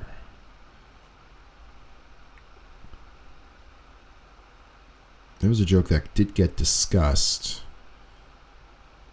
about the Yu-Gi-Oh! Life points. This could be a better application for that joke because this little monitor that has all the points is a lot bigger, easier to edit. Have you ever seen those new videos with AI voiced Bionicle commercial parody? I've seen a lot of AI voiced videos, chiefly on the presidents. I don't think I've seen any Bionicle ones, though. That's pretty interesting that they've AI'd Bionicle, of all things. The X sound you replied to me, it went back to normal. What the even heck? Oh, wow. So it could just be on and off. It could be one of those things where it's on and off with the quality because maybe it just needs a second to catch up, so to say. Let's see.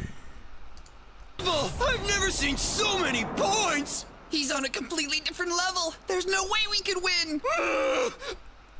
I remember this! What the heck? I remember this! I remember this! Why the heck is he clutching his unmentionables like that? This! Okay, so that transitions us. Oh! Yeah, commercial break, and then they're walking in the night. Like I said, the battle's over before it even begins. Wait, thanks for helping me. Oh, maybe the numbers don't stop calculating and it annoys Jenga.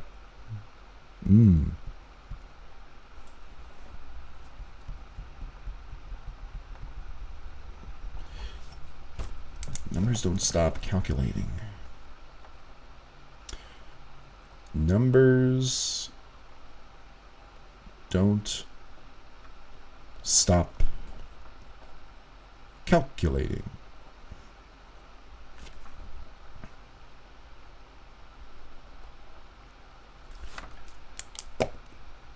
I'm trying to think. With the so the first joke that was like in one of the first streams that we did, the counter with the numbers and everything, that was one of the first ideas that was brought up. I haven't implemented it yet 100%. This is another good opportunity, but I think that the numbers don't stop calculating. The big issue is there a scene where he's annoyed? Oh, Vegeta, what is this? Oh, good Vegeta reference. Okay, have the green-haired boy's face turned backwards when he says, I can't see the Beyblades. Oh, no, that's okay. Don't worry about suggesting twice. Actually, green-haired boy face turned backwards. Let me go right back to the battle. Turned backwards. Oh, you mean like mirrored? Do you mean mirrored? Like on one side? Let me just... Wait!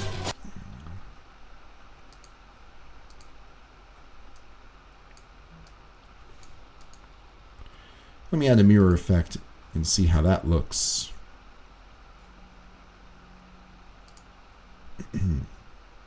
Reflect left.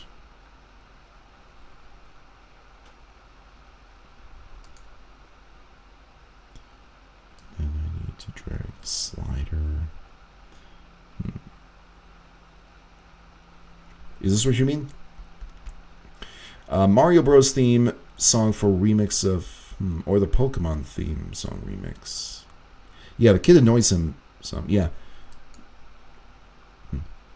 Let's keep this right here. Alright. Still no Aladdin neck moving guy? In time, in time. Alright, let's... So we have this scene that we're already covering. He's annoying the hell out of Jenga. So I think the annoying kid's name is Kenta and the protagonist's name is Jinka. Yes. I got nothing. You don't need to... Ooh, wait. There's a scene where he's pulling stuff out of his pockets. This could be exploitable. Have a donut? Mr. Froggy took us? Lint? I got nothing. Have a donut? Why does he have half a donut in his pocket? Have a donut? Mr. Froggy took us? Lint?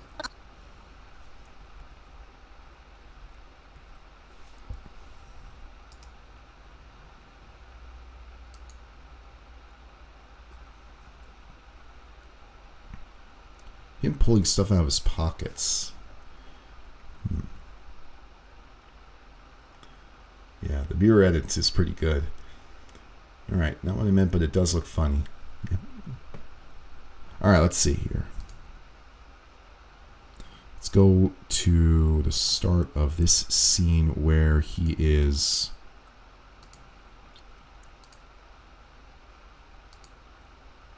Okay, here we are.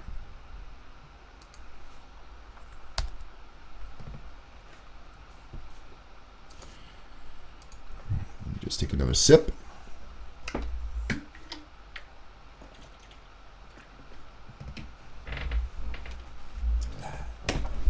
It's been a while since I streamed, so just getting the feel for it all over again.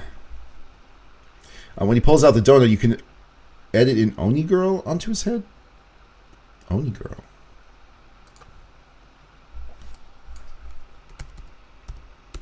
Oh, onigiri. Oh, one of those. Yeah, that's right. They called them donuts in the show. Well, that's one thing, but I think that's gonna fly over a few people's heads.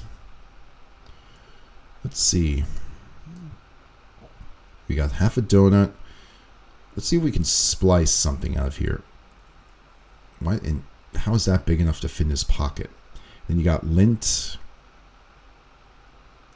Lint? I got...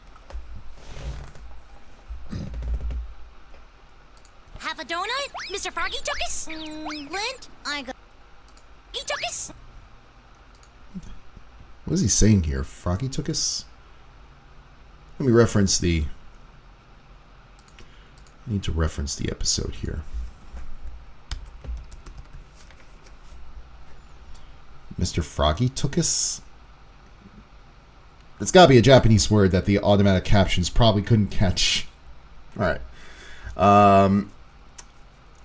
Tracy Ullman era Simpsons have...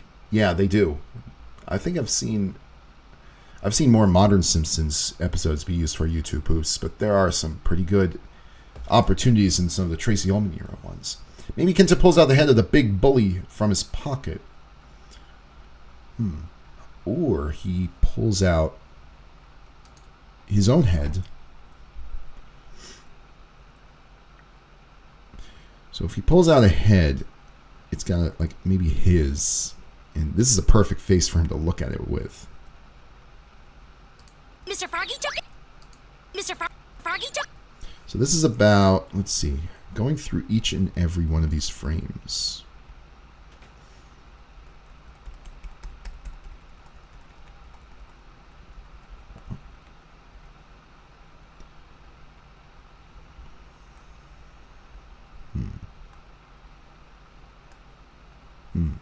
Oh my god, look at the way his fingers are positioned. This is also exploitable. Let me just get... Let me go right there. What is with his fingers?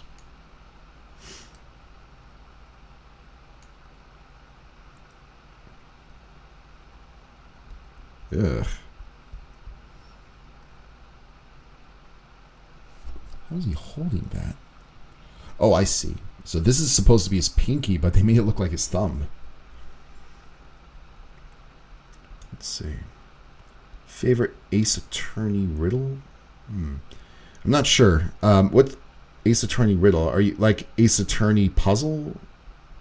I don't think I've done many puzzles. It's mostly a, it's mostly a visual novel. Maybe there's an opportunity for him to do the middle finger. It would be really hard with this, though. Alright, let's see. Let's go back to this. Yep, rushed animation budget, or cheaper animation budget. Remember, this is like nearly 100 episodes, if not more. So they had to crank these out. They had to crank them out, I think, on a weekly basis. So they weren't gonna pay attention all that much to this kind of thing. He does look like an emoji. Actually, this could be the face he pulls out. Is there another frame that I can capture from this? Yeah.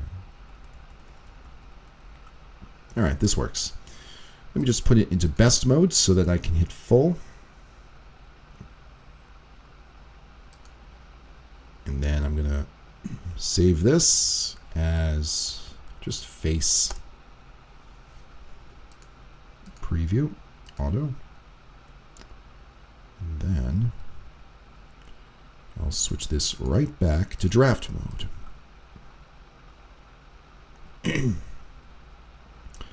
That will allow me to get a clean cut of the face itself.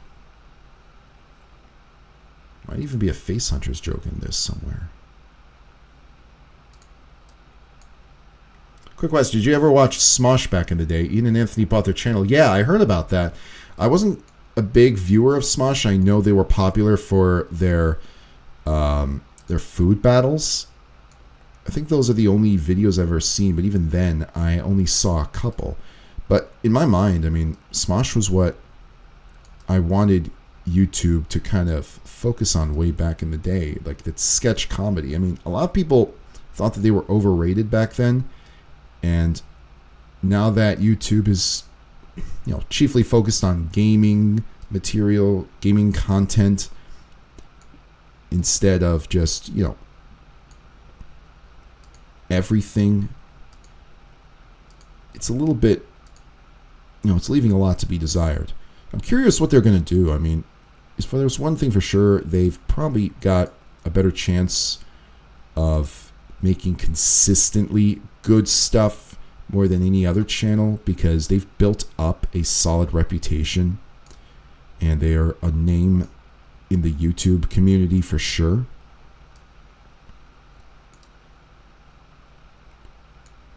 We might see some food wars now, or food battles. Food war, food battle, I forget which one it was. Let's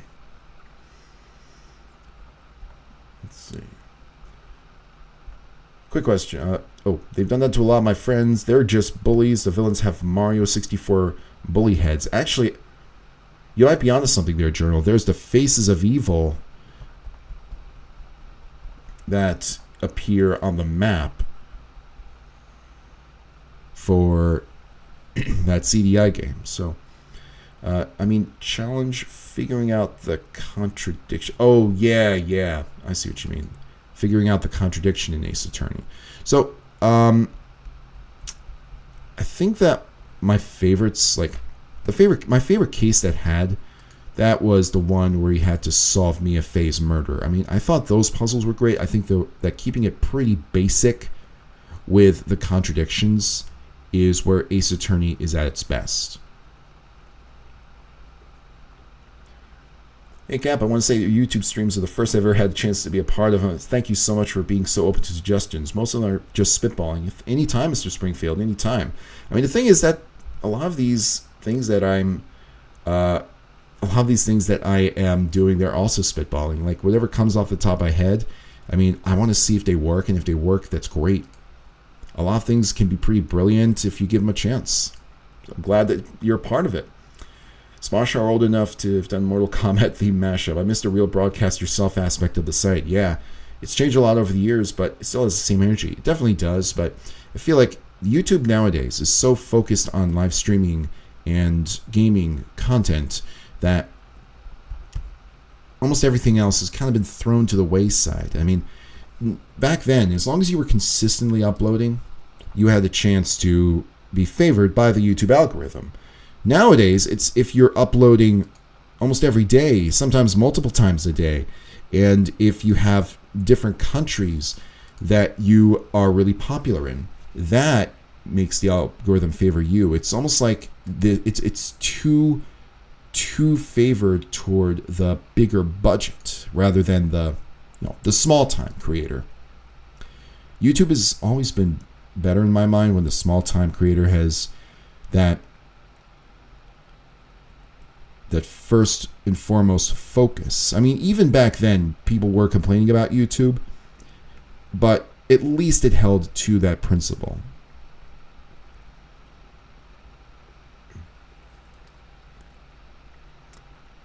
So yeah, make the face hunters literally steal Jenga or Kenta's face. Yeah, I'm thinking of a way that we can have that happen here, because the face hunters, it's such a really bad name for a gang. It's not hardcore. I mean, it's a kid's show, so go figure. But it's one of those things where you look back and think, wait, the face hunters? It's almost like another M where they call the bad guy the deleter. I'm sure that in the Japanese version there was an actually better name for them.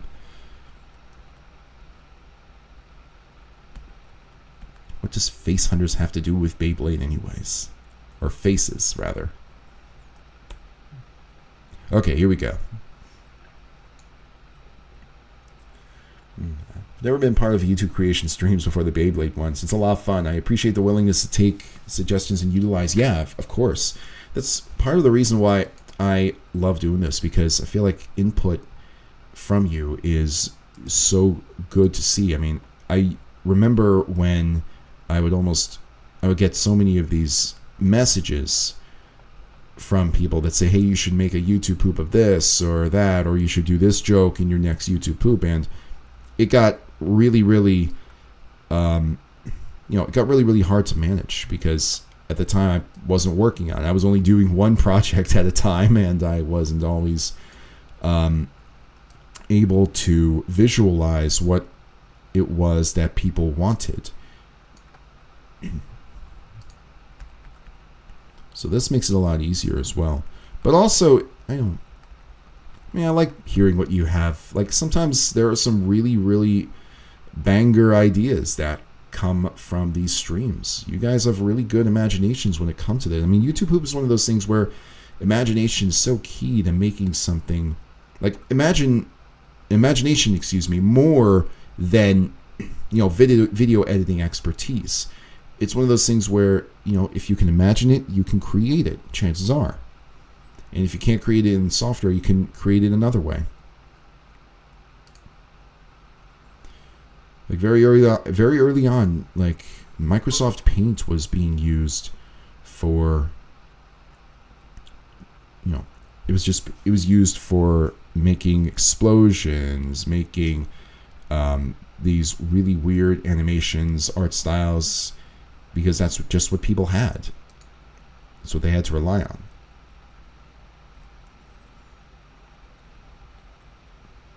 But a lot of times that effort, like, they don't want to take, like, a lot of times people don't want to take that effort because they're afraid it's not going to look as good. So suggesting it to someone else can be a really good idea.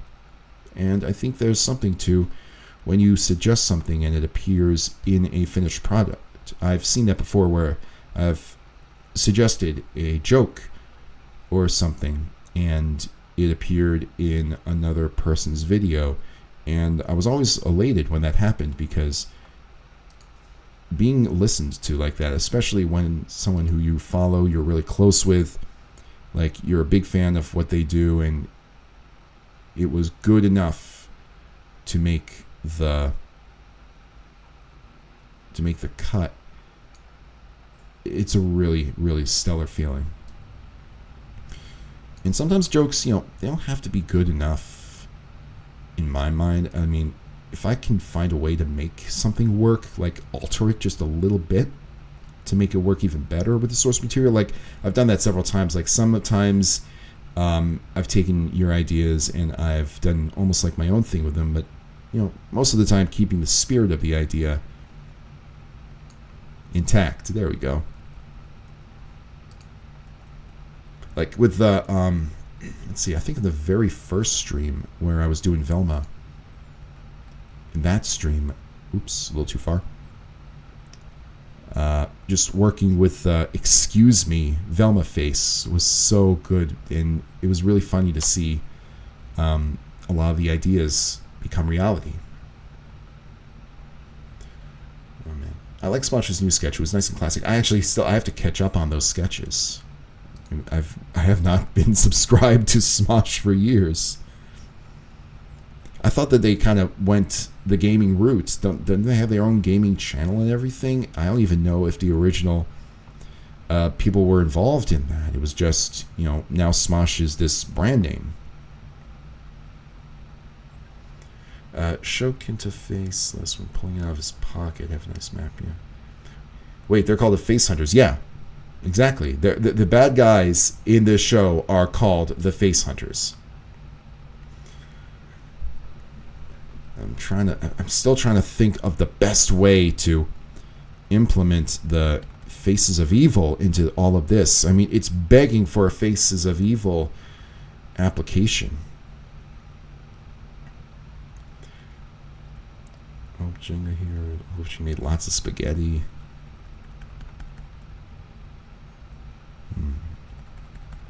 Wait, this is taking a while to render. Do I still have it on best mode? I do still have it on best mode. I don't need it on best mode anymore, I don't think.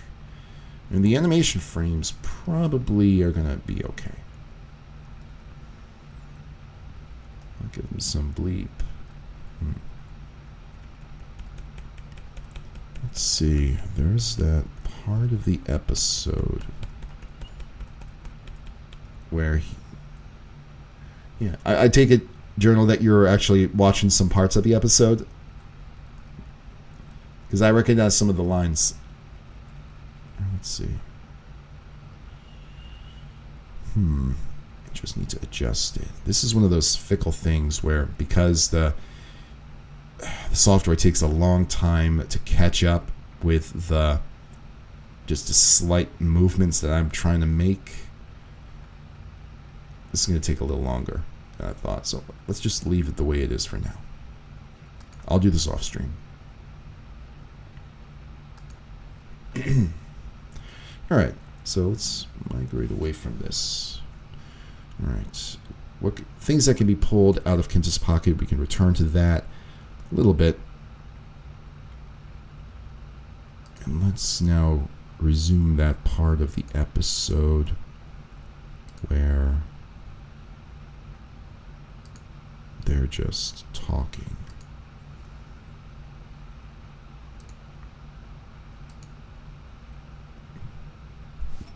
Actually, let's see what we can do with face hunters right now. Everywhere. Really? You're not from here? Well, yeah, they force younger opponents into unfair battles and steal their... Oh my gosh. There. Huh? Who, them? They're the face hunters. Let's see what we can work with face hunters right now. Hey, what's going on, Uncle LJ? How's everything going? I gotta get going, Cappan 6. Have a nice day. To parent everyone, it's great joy to join the process. I'm glad that you're being part of it, Kim. Thank you so much for joining the stream. Yeah, definitely take the time. Just make some small edits to a video. Just download something and mess around with it. Just do something as simple as that. Who, them? They're the face hunters. The face hunters? Yeah, they force younger opponents into unfair battles and steal their points. This is... Oh, man. This is a good spot. Yeah, kind of alluding to what you were saying, Journal, there. Or what I was talking about, Journal, there. The faces of evil can appear here.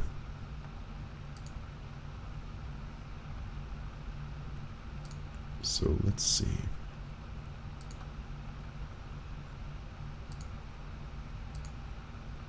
Thugs like them are thugs.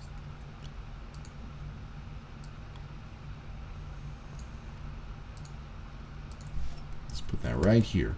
So let's do that. I think that is definitely one joke I do want to make. Having the actual faces of evil from Guanum's map appear in this place. This is going to be another one of those masking things that I do, but all I really have to do here is mask this part and then have it slowly pan. Easy as that. Dude, you're a legend. I used to watch your YouTube poop tennis matches with Deeper Cut back in the day. The older ones with Haruhi and the Jehoker. Thank you so much, Pickler. Welcome to the stream. I'm glad you're still a fan. I'm glad you loved watching them. Man, I love watching those, and I love hearing about how much people love them. And I know Deeper Cut does too. The Jehoker meets Claude Speed every December. Yeah, I love that for the Wii jokes. I think that's one of the best lines that I've ever heard from a Batman YouTube poop. And the Joker got a Wii! Just that line is so awesome. Alright, let's go here. And wait for this to respond again. I'll take a sip of water while I do that. Where Kenta keeps hoping. Here we go. There's fully loaded. Where Kenta keeps. Oh man, we need Ganon's huge face all over them. Yeah, that's another good idea. Having Ganon's face on him. In fact, Ganon makes a couple of faces. Aside from the obvious die face, I wonder if that's a possibility. If I could just, what would work better, Ganon's die face, or even just splicing Ganon, the word face from Ganon. They force younger opponents into unfair battles to steal their YouTube poops. I like steal their face, where we can actually use the Ganon clip, the Ganon sound from there. Kind of wonder, what's the most recent anime you watched? So I can tell you right now, I'm going to be watching that Love It. So let me show you something. By the way, Phelan Demo, welcome to the stream. I don't think I said that to you yet. So the most recent one I watched is Haruhi because I like to re-watch it again and again. But I can tell you which one I'm going to continue. Let me just go to Chafe Classic. And I'll show this to you guys as well, just in case you're not subscribed to the channel or you're unaware of the collab that's going on. So, Kaguya-sama Love is War. Schaefer Productions is doing a collaboration using a very specific episode of this anime. And I'll be continuing this show. I started on season 1. I stopped, but I do have to continue it. I'm so well behind on not just anime, but shows in general. Like, I'm still working on Better Call Saul, to give you an idea of how far behind I am. Like, everyone else has seen it, but I haven't. But I'm almost there. But yeah, Kaguya-sama Love is War, that's one that I'm going to be continuing. So, I know it's a little bit of a different answer to your question, Fallen Demo, but that one. They have the same eye effects as the judge in Justice for All. Yeah, in that dream. I know that's a good point out. Those eye effects with the glistening eyes. Maybe you hear Ganon saying your face a bunch of times. Like each face is saying it. Almost. Oh. That could... I'm going to keep it simple. I'm going to keep it with... I'm going to try not to overuse the Ganon line here. I gotta find him, and you gotta... Ooh. Yeah, you're definitely watching the episode. Alright, let's see. Let's go to the standard YouTube poo folder that I've got and search for Faces of Evil. And I'll just grab the one again, empty cutscenes, remastered. That's what I want. Oh wait, they were already in the batch. Okay. So let's see. Faces of Evil. Faces of Evil. CDI. I'll just search it.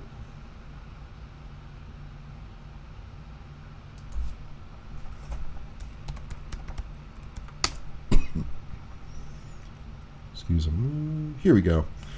All scenes, Faces of Evil. Now, the thing about Vegas, something that Sony Vegas does a lot, is they will make a new version of the source material if you've used a reverse effect. And I guess that's because, when you reverse something, it needs to save in this case.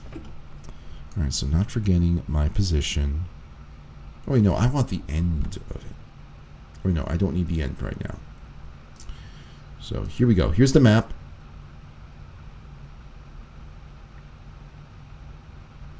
And there's Link. Or maybe it'd be a pretty good effect to have... I'll just stick with the faces themselves. So let's go to when this finishes. Oh wait, this clip, I think it cuts off right before... Oh no, it doesn't. That's good. But let me make sure there's no bleeding before I take a snapshot of this. Best full, no bleeding. Oh wait, no, there is bleeding right there. Just appeared. Okay, but is there bleeding before Link shows his hand? No, there isn't. Good. Here we are.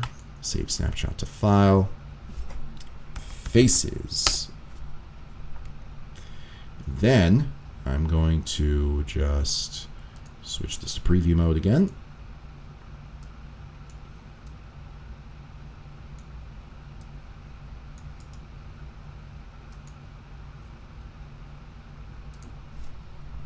And after that,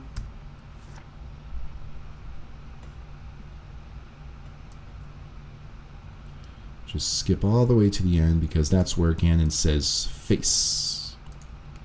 You did not.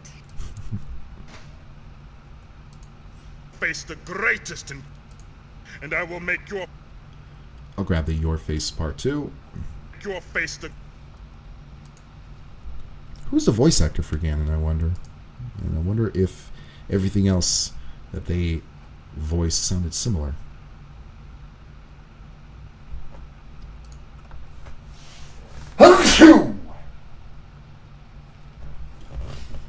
Oh, lovely.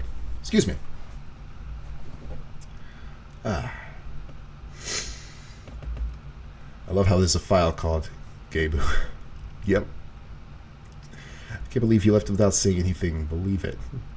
I call that bleeding ghosting because it's got resample mode turned on. Or smart resample, yeah. Yeah, it's annoying as hell sometimes, but it does, it does feel a little bit unavoidable depending on the source material. I know there's a way to get rid of it, but I just bypass it whenever I can. All right, let's see. Let's go to the Face Hunters scene. I think it was right here. Oof. And don't worry, if I'm 95% today, health-wise, I should be 98% tomorrow. I really do animations under my real name, and I have a Newgrounds account. Nice. Well, there's a name I haven't heard. Newgrounds.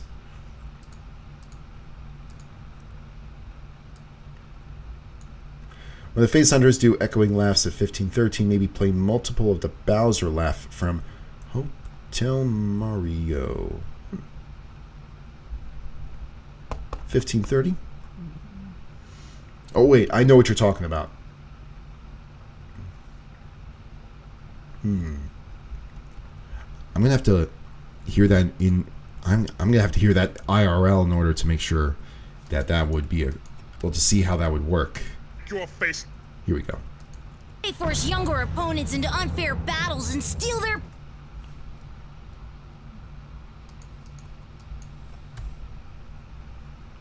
Steal their face. Face.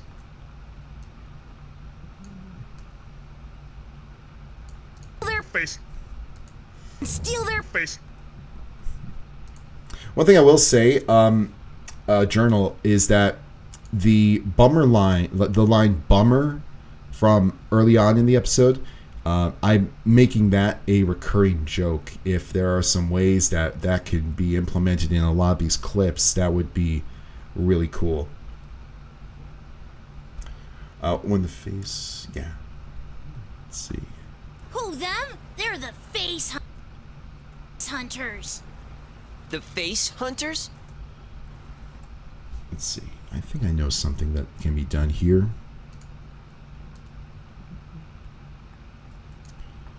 Sticking with the simplicity theme. Who, them? They're the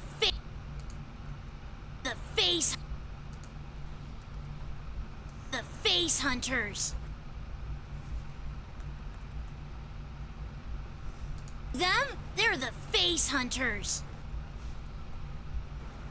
The Face Hunters? The Face... Face...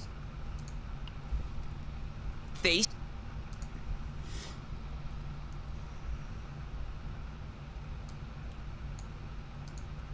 Hunters? Hunter... Can I make just a simple swap of consonants work here? Face. Face. Face. The Face Hunter. The Face Hunter. Ooh. He says Ace. Yo, since we were talking about Ace Attorney, I wonder if there's a way to make him say attorney. Hunters. That's without saying anything. Bummer. Yeah. Hunters. Hunters. Let's go here. Hunters. Hunters. Let's get more of that sound.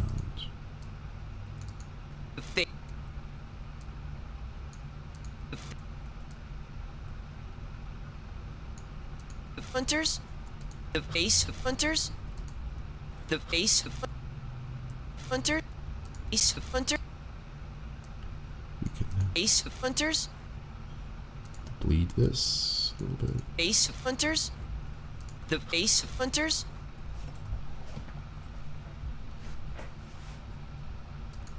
With those face under. Yeah, that's a spirit journal.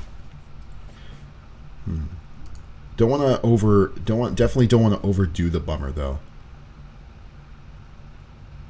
Yeah, unter sounds like the start of a turn. Good catch there. The face hunters?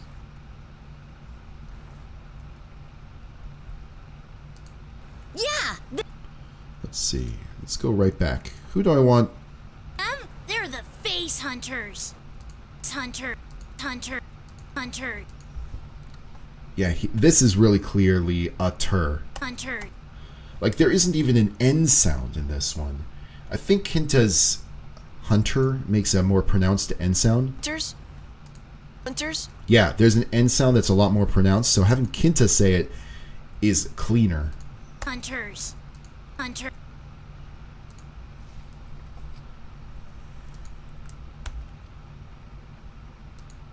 Good use of an Ace Attorney joke. Hunter. Hunters.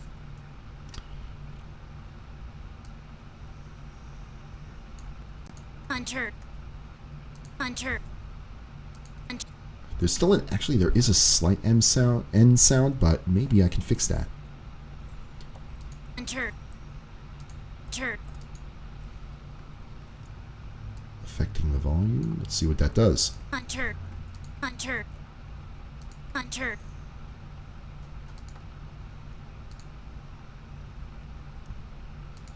Ace Hunter. Ace Hunt. Ace Hunt.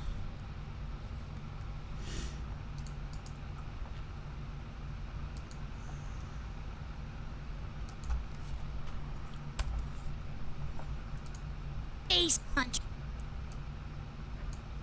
Ace Hunt. Here we go.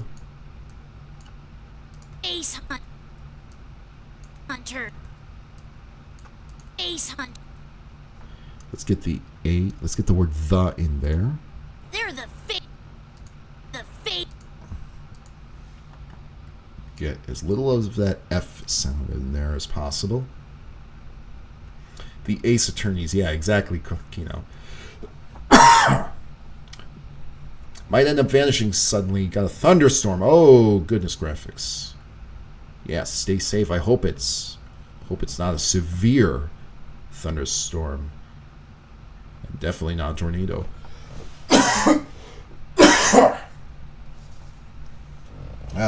Man. Stay safe for sure. Have you heard of NK Power? He makes YouTube hoops of BBC preschool shows. I have not. I'll definitely get acquainted with him. So, let's do this. Hunter. Finish Ace Attorney, and I'm thinking adding the hairstyles. The Ace Hunt. The Ace. The Ace Hunt. The Ace. Ace Hunt. The Ace Hunter. The Ace Hunter. Hunter.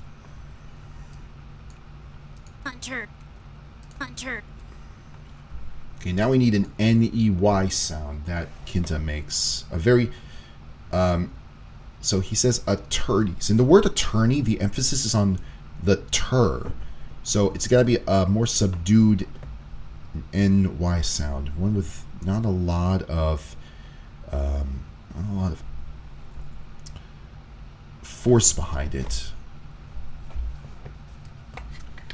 NK Power recently uploaded an ironic YouTube poo-poo's second channel. Okay, I'll check out NK Power after the stream for sure. The Ace Attorneys. Ace Attorneys. Don't worry about it. Okay, let's go to the... Okay, let's see. An N-E-Y sound. There's 6 instances of it on this page. And they do not appear in the transcript for the show. But, N-Y. Let's see. Anywhere that says by That's said by Chinga. That's said by Chinga. There's too many Beyblades. Anything. That's perfect. Actually, you would reference this a little bit. The face on turds. That's a good. Even just turds would work here. Let me write that down.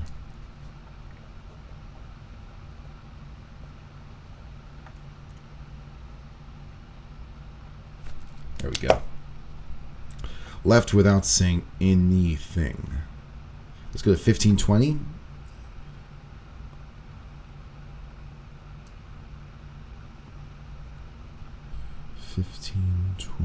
Here we are.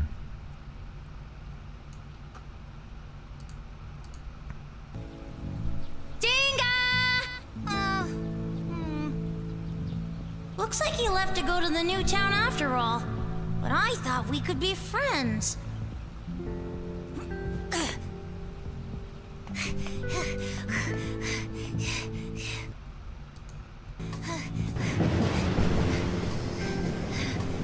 I gotta find him! Jenga, where are you? Where in the transcript are we? Let's see. Here we are. I can't believe you left without saying anything. The music is loud in this one.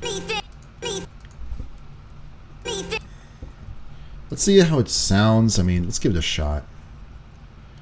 There's gotta be one without the music like there is in this clip. Bummer!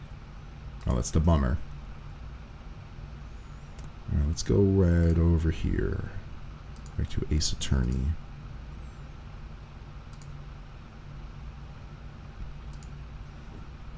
Hunter. Let's see what we get. Maybe make the lawyer shown evil face for Ace Attorney since they are villains. Yeah. I think I'm going to stick with the faces because the... I'm just making this like a one-off joke. So I'm sticking with the Face Hunter theme. I'm going to keep the map from Faces of Evil in that particular scene. So let's see how this sounds. He's winded when he says that. That's what's affecting the sound quality on top of the music. Oh, here he says anyway again. Give me 1 second.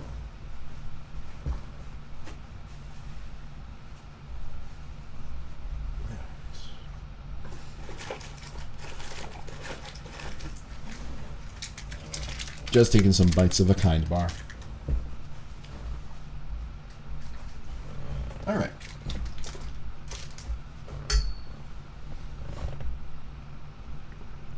Now let's see. Let's go to 1141.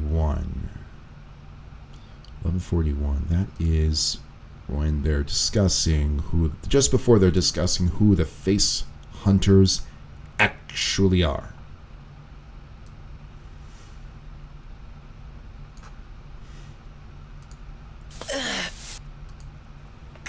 They've done it to a lot of my friends. They're just bullies. Okay, I think there's music over this scene, but let's see how loud it is. And I think his octaves drop on that anyway. Rivals in order to become the country, the whole rivals in order to become the very strongest blader. The whole country. Wow. Wow, this is exploitable. Okay, hold the phone. I have to pause here. Look at this. Look at this. This is just so... It's like he's going down a slide. He can keep going if he wanted to. Alright, let's grab this. I have to do this real quick. Okay, let me put it on best to make sure that there's no bleeding here. Okay. Anything, Kenta. Anything. Yes, anything. I don't know if you noticed, but the stream's kind of lagging. Yeah, it's happening, I think, because of the fact that I'm using a very, that might change tomorrow, the whole lagging thing. And if it does, fantastic, all the better. But I'm changing setups for tomorrow's stream. Oh yeah, it does that. It lags and then it's gonna catch up. Anything, I'll get you, and it'll look like a bloody. Oh, I see. Journal, you're referencing the Cat in the Hat movie. That sliding animation.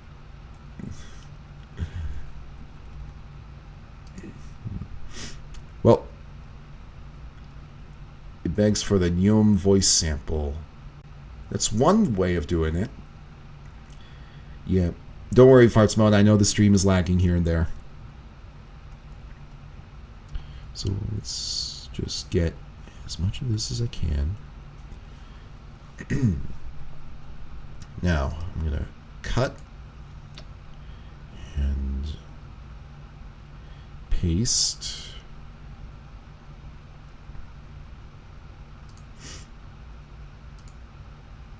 Come on. All right. So I'm going to add this little edit, to this scene right here. This will work. Add it right here because this is after he does the leap off the guardrail, but perfect. It's before some other jokes I have coming up in it. Let's see. So yeah, the Neom voice sample, that might just work in this. But I also have another idea that can work. It's just one of those, hold up kind of jokes. All right, let me just, So this doesn't bleed. Perfect. Laying on grass. I'm just going to call this laying on grass. Okay, leave the search results. Go back to all media.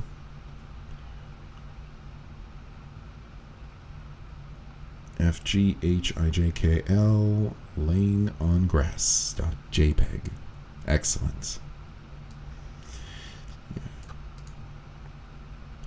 And what I'm going to do here is I'm going to get a good quality snapshot of Kenta when he comes into full view right here. Cut this out. I don't want his arm touching his leg right here. I want it as far. This is the spot. Let me see if there's another spot that comes just a little bit before. Yeah, right here is good. Oh, wait. Oh, too far. Right there. Okay. Kenta slide. I don't know if that's how his name is spelled. I mean, I don't even know if I'm spelling Jinka's name right 100% of the time. Okay. Here we are. Let's get that slide one. And then I can focus on the masking on this. Hey, what's going on, Javer? Big fan. Thank you so much for joining the stream. Thank you so much for being a fan. Let's see. The sliding ends makes. Let's see. Maybe have Kenta slide right back up the slide after talking. Make that almost like a Brody Quest-esque scene. That's a good thought. I had another thought, but I think that we could maybe reuse the slide for a couple of other things at later points in the video. Maybe make the lines in the clouds a meme. Like the Mario. Oh, like an outline of Morshu. Yeah, that's a little tricky. Yeah, I agree. That might be a little too elaborate, but when you said that, the first thought I had was how in the original Super Mario Brothers, how the clouds are the bushes. All right, let's get a good quality cut here. I'll just calling him Jingo for the memes. It was Jover or Javer. Javer is what I said. I thought I said it, but Javer just joined Fartsmon. All right, here we go. Let's start with the knee, I suppose. And I don't need to get this space because it's dark enough, provides good shading, and if we're gonna have him sliding chiefly on grass, It'll be fine.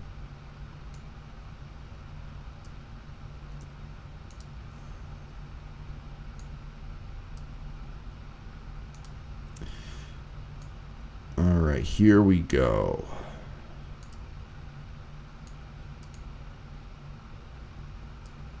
Oh wait, no, that's... I need to make a quick adjustment here. That's his shorts. So if that's his shorts, I gotta be really careful on the shading here, because it's very black, representing the shadow. So I gotta make sure I get the body, the frame correctly. Let's see what we get. Have you seen the Beyblade YouTube poops before? I actually have not. I haven't really bothered to look any up. I'm sure that there are some out there. I'm almost positive that they're out there too. Maybe some older ones from early 2010s. This is probably one of those shows that people watched and wanted to make a poop of. If there are any recent, it's probably people who kind of grew up with the show. Good idea. Would definitely, yeah, be fun having him slide it down in other places. Just, especially in the background, where when the viewers notice, wait, like one of those things. Like another recurring joke that could appear. Like, there are so many possibilities for recurring jokes in this YouTube poop. Already trying to make some happen. Maybe small frame slide Kinta could be another thing he pulls out of his pocket. The only thing is that this scene happens after he starts pulling things out of his pocket. So its first appearance would not click with a lot of viewers, I don't think. At least ones that aren't familiar with how the episode typically goes. But I do have the face, the Kinta face, work, and I just need to work on the animation on that, which is going to take some time and processing power that I'm dedicating a lot to the stream right now. Let me just adjust this little anchor here. Excuse me. And then, let's see, roll it down so we catch the broad outline of his arm, his frame. For some reason, I feel like Vegas might be better software to cut out pictures in Photoshop because of the live streams.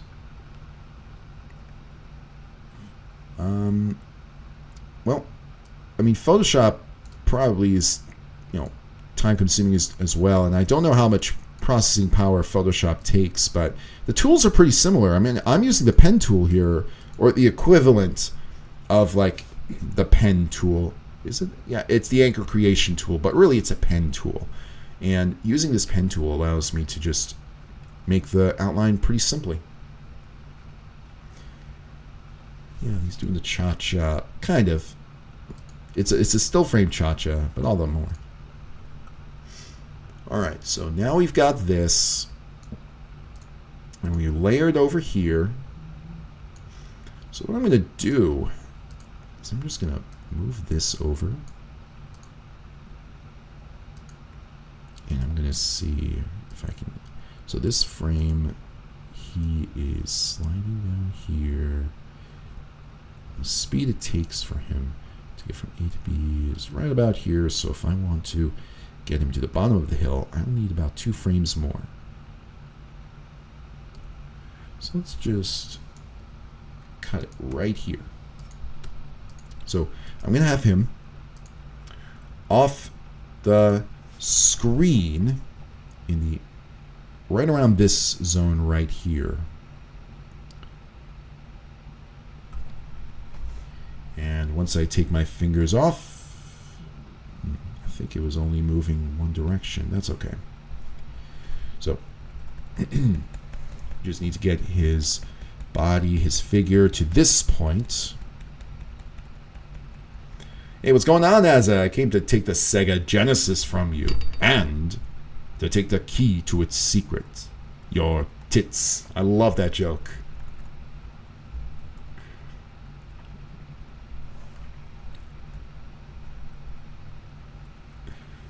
Man. Oh, let me just real quick.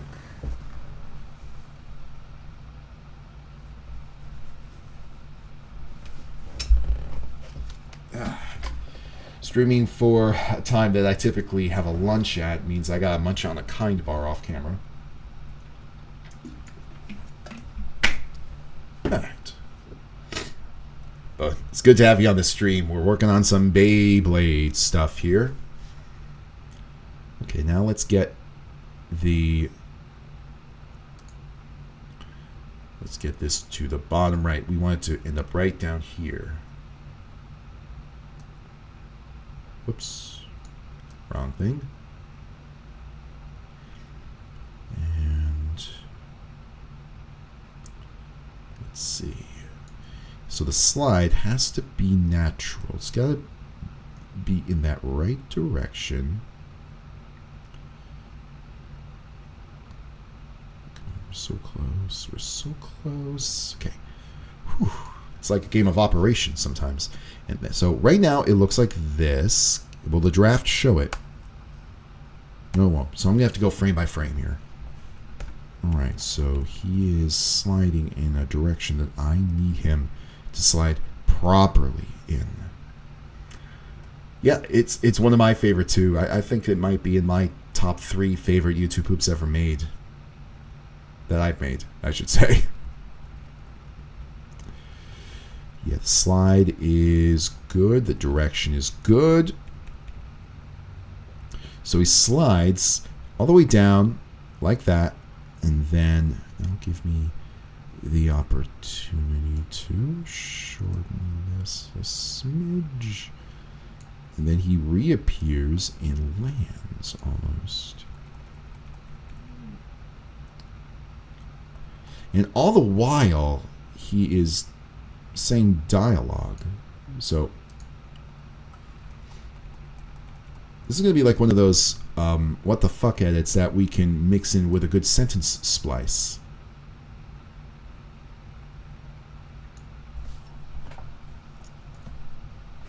Let's see.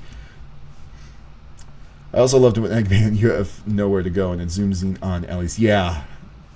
The by the way, the cluck sound effects, that's Scratch from The Adventures of Sonic the Hedgehog. Scratch also, of course, is a chicken, just a robot chicken.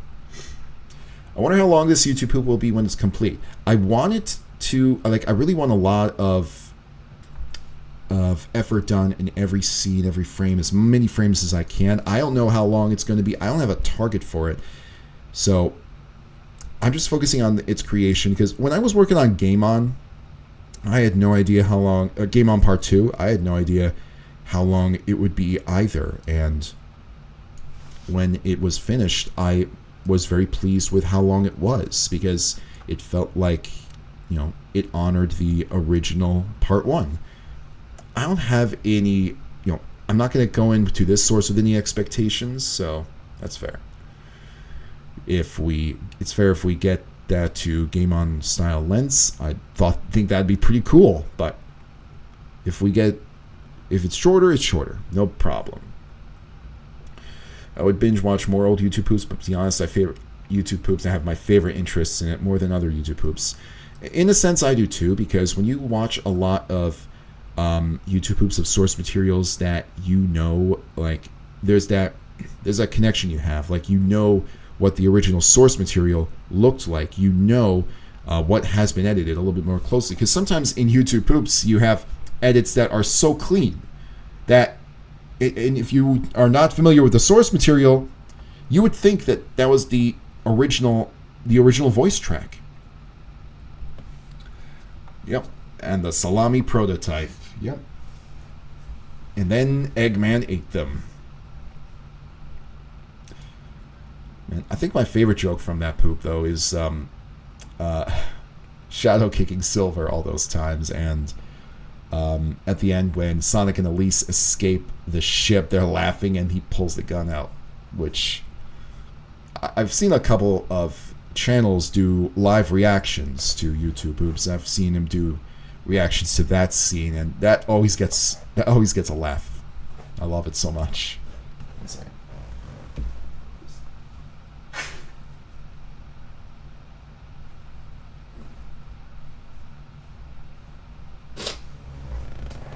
Here we go. don't know a lot of people who eat on stream, but I do know a lot of accounts that sleep on stream for some odd reason, so taking a bite out of a kind bar, perfectly acceptable to me. I like the idea of him rapidly sliding all the way down the hill while on fire, maybe. Yeah, that's... Oh, you know what that reminds me of? What you're... Hercules, what you're talking about, that kind of reminds me of that Family Guy joke where Peter says, like, well, it's a cutaway gag, and Peter's saying, well, we've been through a lot, this may be terrible, and Brian says, oh no, I've been with you through worse, and there's that, he's on the Ferris wheel and he's on fire. That's what it reminds me of. Maybe he slides into the salami prototype. I just want him sliding, like in this particular scene, he slides here. Yep, the game over, yeah. Oh yeah, Titus laughs after shooting Elise. That whole sequence. And then Mephiles shoots Sonic. In order to become the very strongest blader. The whole country? The whole country? By yourself? Yep. Wow! Yep. Oh, wait. Oh, I've got an idea. Wow!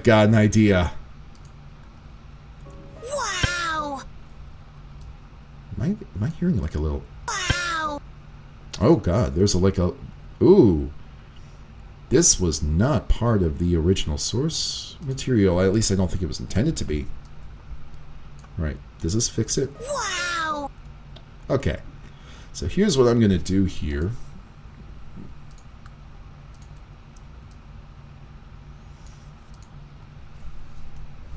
Wow! I'm just going to have a really long wow here.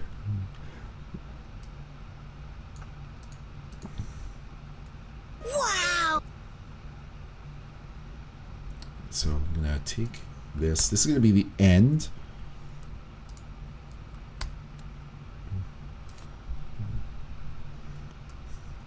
Oh my gosh, I'm laughing just picturing this.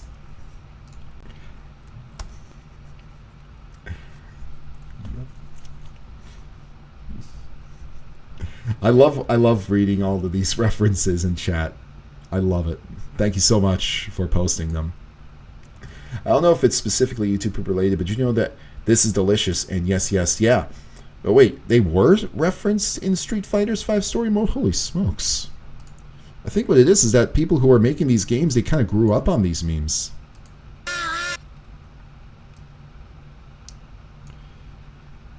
I know that there was this Dragon Ball Z game whose commercial referenced the over 9,000 meme by having the voice actors return for a clip and that advertised the game. That's kind of what it reminds me of. In order to become the strongest Master Blader. Hey, what's going on, Dinner Warrior? Yeah, Master Blader is... That's going in. That's going in. I gotta remember to write that down in this one.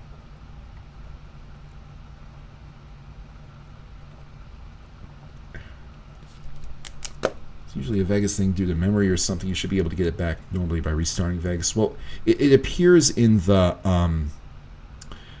it's appearing in this actual audio clip, so it could be something that came with the download or some kind of error. I think it'll be a-okay if I just take that splice out or something.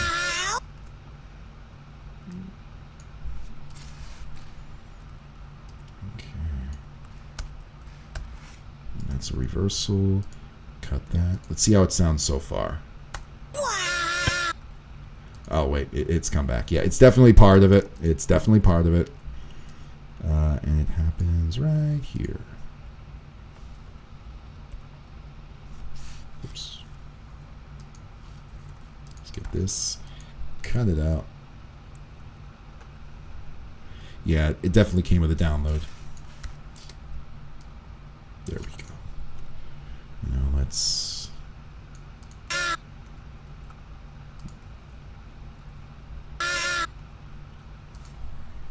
Just a simple reversal again. right here. The game Pizza Tower references robotic memes, and I Teach Vader's... Oh, wait, I didn't know that it referenced I Teach Vader's YTP MVs. That's sweet. Dang.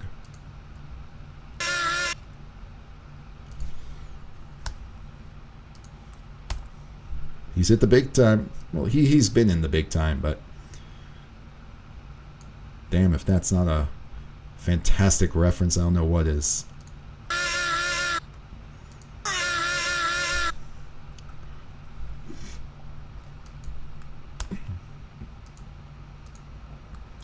I wonder...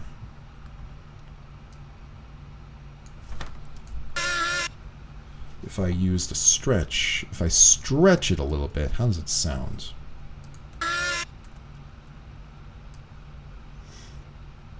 I need it to end on a forward facing, so to say, clip.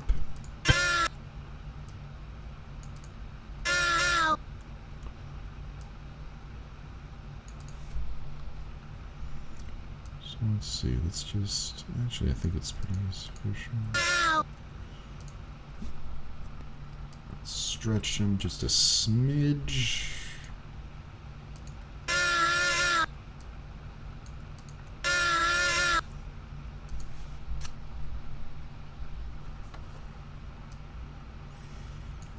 There we go.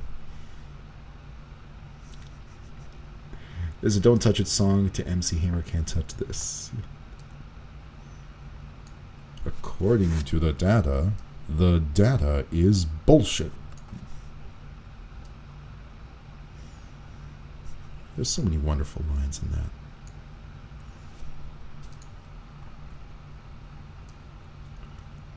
Okay, let's see how this sounds.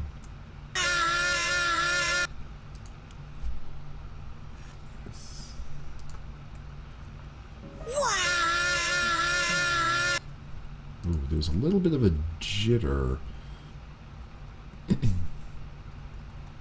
Yeah, you can see just a small shift in the position when I pivot. So that means I need to take this image and bleed it. But if I bleed it, then what might happen is... Let's see. Is it a noticeable bleed?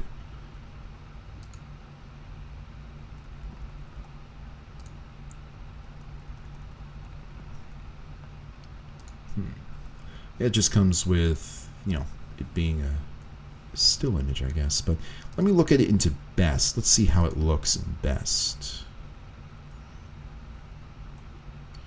So each frame I'm just going to look at, make sure it's good.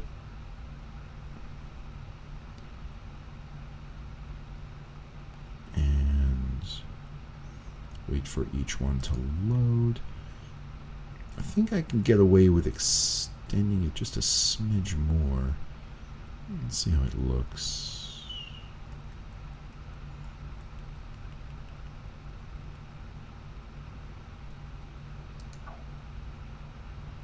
Okay. Yeah, I think that will suffice. All right, let's get back to draft.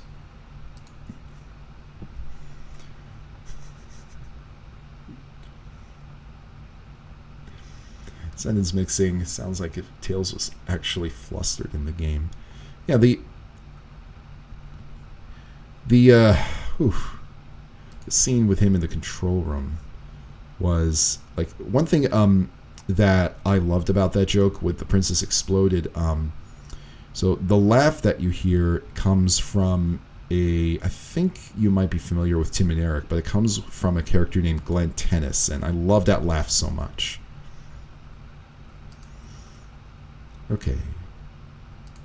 The whole country? The whole country? By yourself? That's so... cool! That's so cool!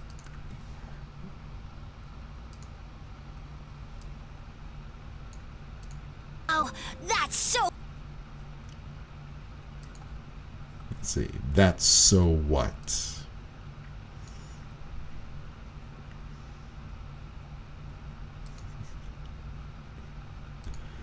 let's see. I'm just going to test something here. There are two ways I can go about with this sound clip. I'm just going to take a look at the other way of doing it. Of course, getting rid of the little cheap thing.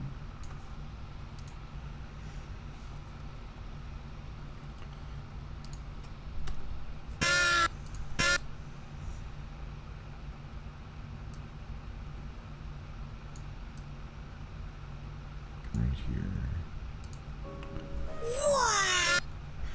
Oh, I like this a lot better. Not the forward reverse, but the stretch.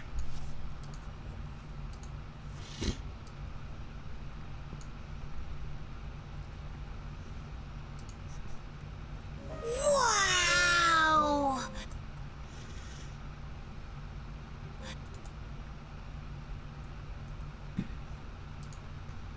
Wow!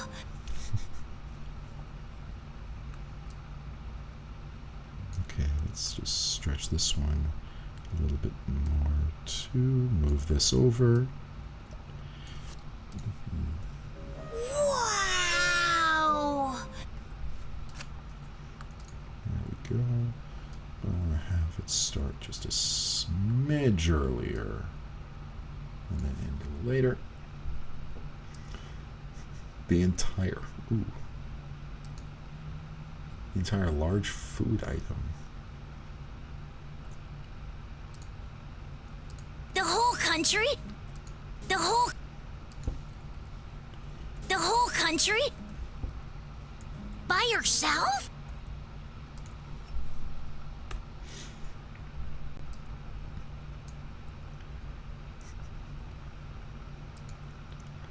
Let's see. The entire large food item. Got any ideas, Dinner Warrior? What kind of large food item can we reference in this?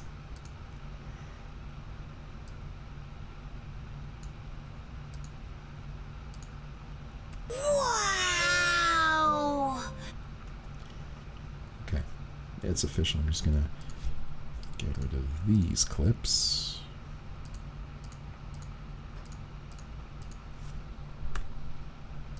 And just replace it with this.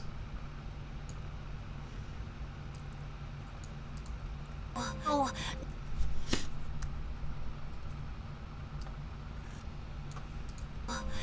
That. Oh, that.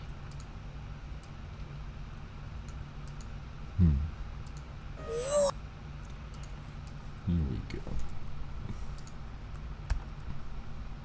And we're going to reference this again a few times in the rest of the video, him sliding and making that wow. That. Oh. That. Oh. That's so. Oh. That's so. There we go. I know it sounds strange, but do you have any Ransona type online creator like the RPG Monger, Ellis Manga, Common, Dumbsville, Just Stop Carney, or do you? Oh, I don't know what. Well, when I think Ransona, the first thing I think of is Angry Video Game Nerd. Like he has the, you know, it's James Rolfe's alternate ego that he uses to rant comically, of course, but that's the only one that I can think of that kind of fits that definition. To be honest, I've never heard of any of the people that you listed. Are Ellis, Mark, Dumbsville, Just Stop? No. The entire bully by yourself. Show the bully from earlier. I think there might be a better word that we can put there, though. When villains are being taken out, no way. You've got to be kidding. Well, I think we do something. Oh, no, we don't do something with that. There might be something we could do there. I'm not sure I'm sold on the you've got to be kidding. but let's take a look at it. Wow! That's so... Alright, whatever we add to that so. What a true... Ooh, Warrior Stripes 4, that's pretty good. Actually, I wonder... How much of these can we sentence mix? What? True. Blader, change that to warrior.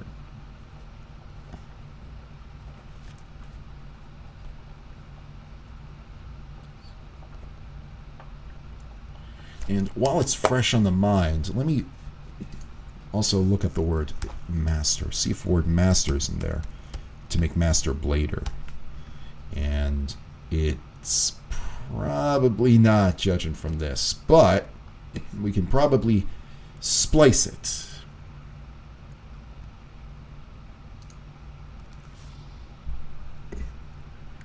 Let's see. When the villains are being taken out, there's that no way. Let's see. You're talking about the first instance in which Jenga appears, and let's go in the draft. Whoa, it's too fast! I can't even see the Beyblade! What's he doing?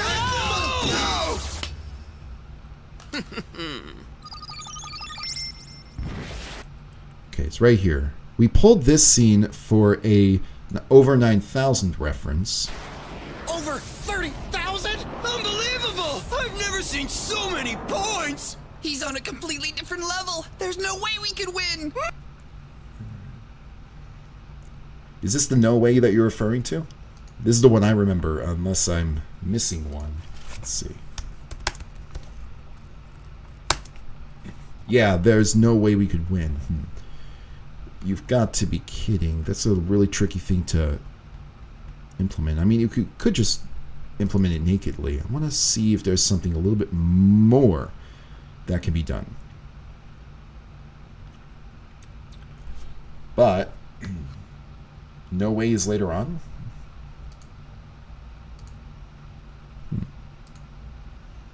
There's no way.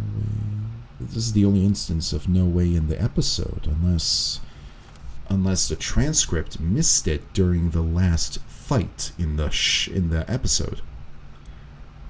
So I'll have to listen for that. Okay. Let's see.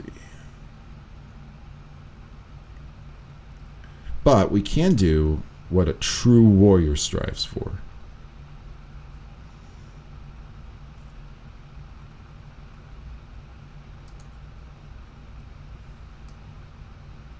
Oh wait, this is that other episode that I pulled and put into the show, because we needed a scene of Jinko running, and I think I found it in this episode where it's literally called Run Jinko Run. No way is later on. Okay, so let's go to the second one, Journal Warriors Strive For. Jenga, just run! Zip it! You just zip it and watch! Yes, Kenta, watch! Huh? Anywhere. But, Jenga... Remember, Kenta, a babe's strength doesn't come from its attack power or stamina. What? And it doesn't matter how many there are. Okay, yeah. There's that whole speech, that whole spiel, and then he lets it rip. The whole scene has some potential for creative jokes that can last almost a minute. Maybe. I mean, a lot of times, like, it's not about how long the joke lasts or how long it takes to tell it. It's just the quality of the joke in and of itself. And you have some that will run for longer. You have some that you can reference again and again and again. And then you have others that, just once is enough. Sometimes they're short, sometimes they're long. But there are probably in a ton of edits in just that scene where they're sitting on the grass. There are probably even more edits in this final battle scene. Oh, someone says, "Are you kidding me?" Oh, I was looking at No Way. Let's see, kidding me. No way, you're kidding me. That's impressive, amazing. Now, Andrews. Okay, is this what you're referring to? Yeah, that's weird. Why didn't it? Oh, I think I know why when I searched no way it didn't appear. It's because I had a space before the N. So, let me just write that down. I'm going to... No way you're kidding.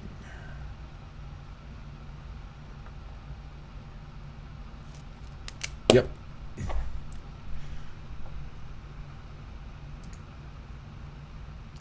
Okay, let's see. It's showtime, Storm Pegasus! That's impressive. Amazing! Now I understand what he was talking about. Oh my god.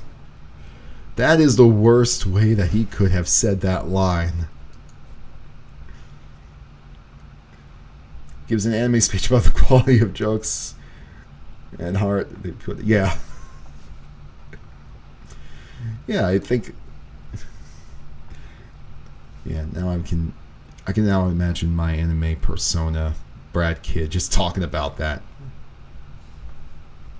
But it really is true. I mean, a lot of times, like the jokes, like you don't think about how long they are. Just thinking about making the best joke possible, and let the time run itself.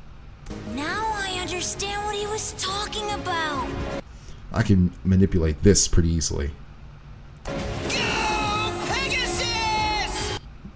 Okay. So let me just. He was talking about.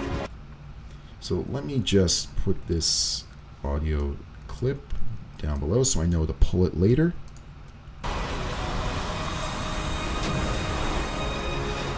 What a true Yeah, here we go. What a true Blader's battle is.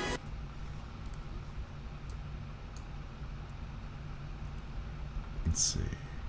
So there are two ways I can go about this, but I think that just pulling the true warriors line from the king is going to be the better way. The other way I was thinking is just seeing if I can sentence splice warrior, but I think that it's more iconic if the king says it here.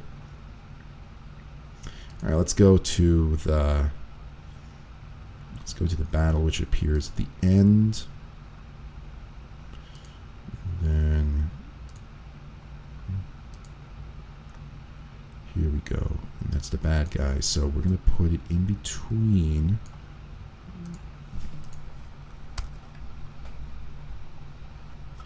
Right there.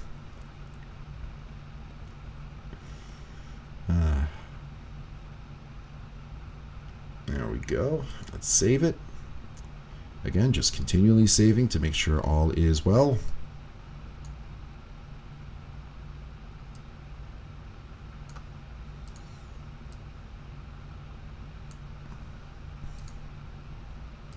Just get this fixed. There we go. What a true Blader's. Yeah. What a true warrior strives for.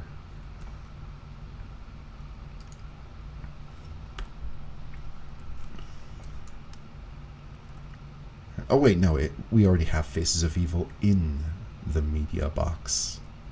So we'll be good there. Man, I tell you, once I stop using this laptop camera, I think this whole project's going to run a lot smoother. Ooh, I know, when he says, "Go Pegasus," have the Beyblade speed up and then hit Kenta in the face. And then maybe the kid says, "Oh, yes!" That's good.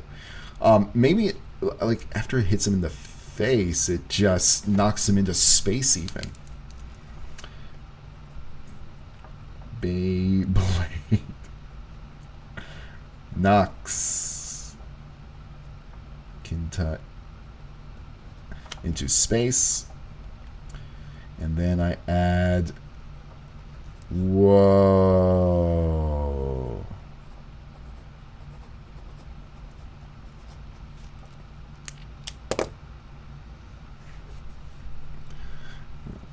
The difference between winning and becoming a spirit is the blader's spirit. Oh, you might have a good foundation for another sentence mix there. I'll explore that at a different time. Jenga is too perfect here, and he's not a good type of protagonist to have. Well, he does actually, and I only find this out because they reference it in the other episode that I've pulled into the timeline. He does actually lose. It's one of those things where he loses just once, and it's to, I guess, the chief antagonist that the show's trying to make. It's kind of like how in Yu-Gi-Oh! Yugi actually does lose a duel, but it's rare, very rare. I have another question. What inspired you to make a Beyblade YouTube, Poop? So to be honest, I had thought about it after I realized that Beyblade has like an anime. I watched it and I thought, I can manipulate this. Like with Game On, like with Yu-Gi-Oh! GX, for example, when I watched an episode of Yu-Gi-Oh! GX, because I was very familiar with the original series, not very familiar with the GX series, but when I watched it, it was just so... It was so corny. It was so amazingly cheesy that I had to do it. And Beyblade is just in that same category. Like, if you watch the episode, there are so many... I keep saying this, but it's true. Like, Saturday morning animes are, or at least can be, extremely cheesy. And this is the perfect example of just that. I have to search for remastered again.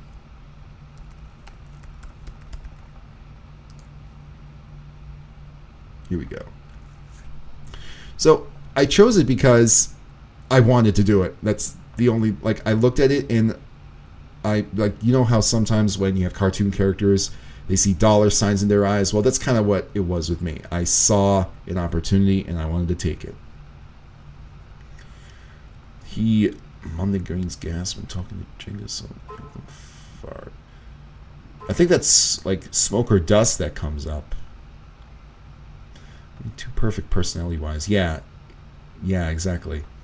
You can manipulate this. Hey, what's going on, Bat Hunter of Devon? Yep, damn right I can manipulate this. I don't care if it's low-hanging fruit. I'm manipulating it. Alright, let's get the very beginning of Faces of Evil. 2. True warriors. Warriors strive for. There we go. Just that.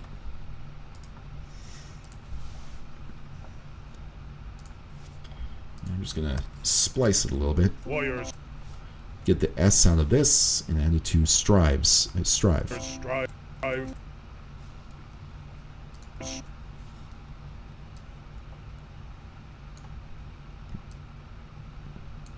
Strivers. Oops. Warriors. True.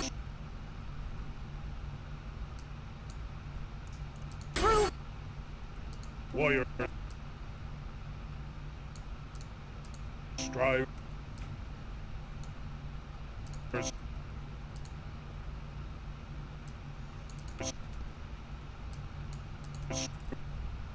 we go. Man, everyone hated GX when it came out. Well, I think it was very apparent that GX was targeting a younger generation than the original Yu-Gi-Oh! Or at least they were trying to make it feel like it wasn't too serious. Because in the original Yu-Gi-Oh! Series, like, they made references to the Shadow Realm and all of this very dark, macabre, or at least macabre for maybe an 11-year-old stuff, and GX tried to tone down on that, and I mean, they definitely did, but at what cost?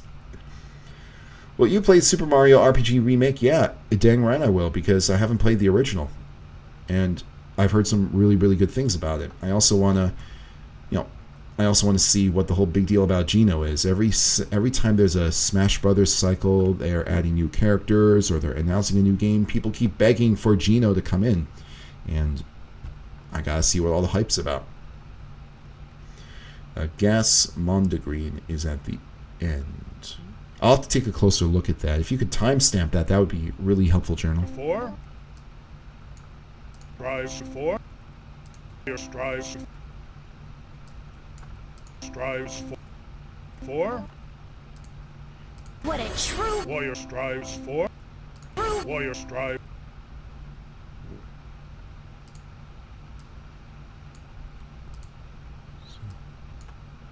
Warrior strives for. What a true Warrior strives for. So we can Strives for. Warrior strives for. here we go. Warrior strives.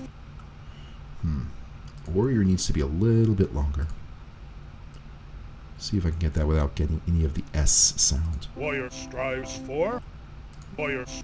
Maybe I don't need this fade out. Warrior strives for.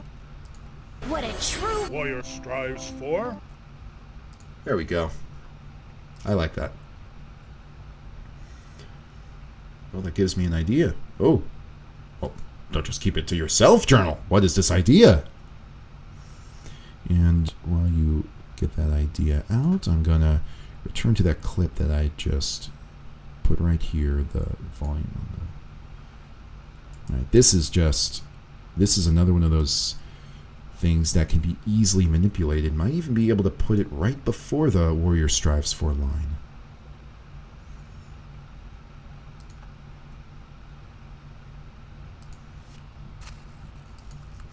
Put it right there.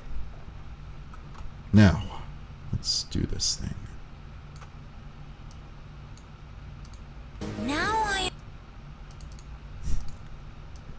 This is just the wrong tone of voice to have for this line. But I guess maybe they were trying to, like, this is definitely not a kid voice acting this. This is someone who has the vocal range to voice a kid, and it's so exaggerated, but, oh man. So, here's what I'm thinking. Can I get this pupil moved to the right, making it a really, really stupid face? I liked GX as a kid and the school environment with the friendships and all, but I always found myself enjoying classic Yu-Gi-Oh! More. Exactly. I mean, in classic Yu-Gi-Oh!, I mean, first things first, the dual discs thing was absurd. I think that is something that I really wish they didn't do. I liked it better with Duelist Kingdom Arc, and you had these giant machines that, you know, almost like these arenas that people would ascend and then be able to have those holograms, you know, position the monsters. I like that infinitesimally better than the dual discs, which just felt, you know, weird to see on characters' arms. Made zero sense. Why not just continue to use those? Which I guess they had to sell something. But yeah, ultimately, the classic Yu-Gi-Oh! I mean, it took itself a lot more seriously than GX did, and I don't know how the others do. I've only seen a couple of episodes of 5Ds, but, you know, card games on motorcycles, why? what he was talking about. I need to move the...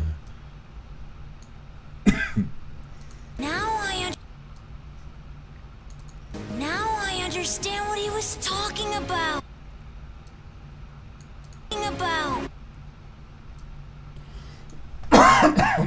Excuse me. Oof.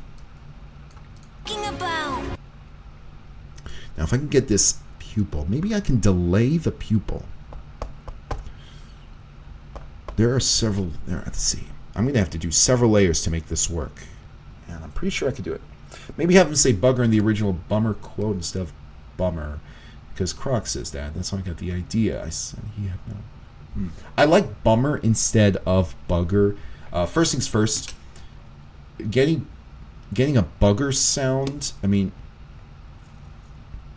It's not hard, but if bummer is already perfectly good, I wouldn't want to touch that, especially since it's just playing off the cheesiness of the bummer line. I mean, it's like bugger is still something that, you know, adults say, adult British people say. Bummer is something that you would never hear from any serious adult unless they were, I don't know, a surfer or something like that. But the way that it's said, the way that bummer is said, I think is fantastic. What he was talking about. So here's what I'm going to have to do here. I want this eye to lag. I want this pupil to lag. So I'm going to have to cut this part. They sold the physical dual disc merchandise, but people that used card sleeves weren't able to fit their Yu-Gi-Oh decks into them. Yeah, and I know because my friend, when I was really young, gave me his dual disc for that very reason.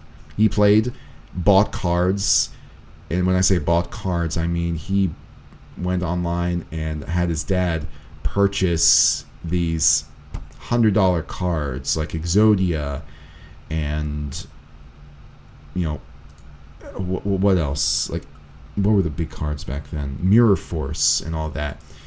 His dad bought those cards for him, and, you know, that's all he really wanted because, you know, the show made it seem so cool.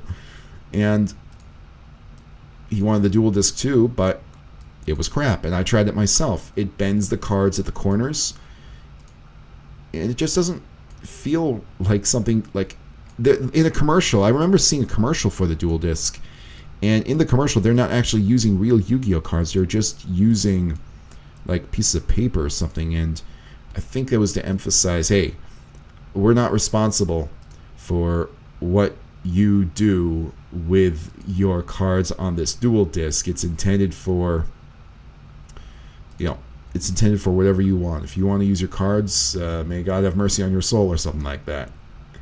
But it really wasn't. It really wasn't practical in the show. It wasn't practical as a toy. I think those were really, really expensive. You could buy a Beyblade. You might as well have bought a Beyblade because at least those have some kind of extra fun to it.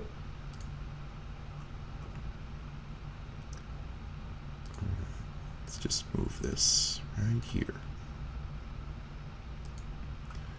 All right, now let's go over here and position this anchor right over here. And on this anchor, I'm going to select all, move it to the left. Oh. Wow. Well, that's nice. Huh. Well, that's 3D. It's like the end of Solitaire. The classic Yu-Gi-Oh! Was mature and dark. I mean, it felt respected my capacity to handle something more serious, and the heavy Egyptian theme got me into his... Yeah, that's another thing. I mean, good thing that you touched on, Hercules. It had this very Egyptian inspiration. I mean, there was a pharaoh involved, and there was a lot of reference. There were a lot of interesting references in the card game as well to tomb keepers and ancient beings, which was a really cool aspect of both the game and the show. Now, they probably don't do it again after that first season. I don't think any of the following seasons, because keep in mind, I've only ever seen episodes of GX and 5Ds. I've only heard the intros to Zexal and Vrains. Both of those intros are kick-ass, by the way. I think the Zexal theme is, really catchy, and the Vrains theme is just mysterious. Actually, Vrains looks like it might have that same degree of seriousness that the original series had. So if I do make a game on part 3, it might be of one of those two sources. But yeah, I mean, mature and dark. It's mature and dark for someone that age. I mean, keep in mind, they did edit out the themes of death, and they turned it into the Shadow Realm, and it's still a joke to this day how they did that. But for what it was, I mean, that's for kids for you. They edit out what they deem is gonna they don't want to get letters from parents and all that. They just play it safe, sometimes too safe. All right, here we go now. Excuse me. Let's copy this. Paste. So now let's do a full on. Remove the mask. And then zoom in so that we can get the whites of the eyes.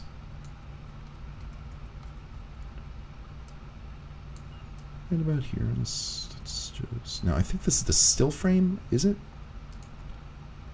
No, it's not the still frame. I want the still. I want a still of this. So let's get a still of that.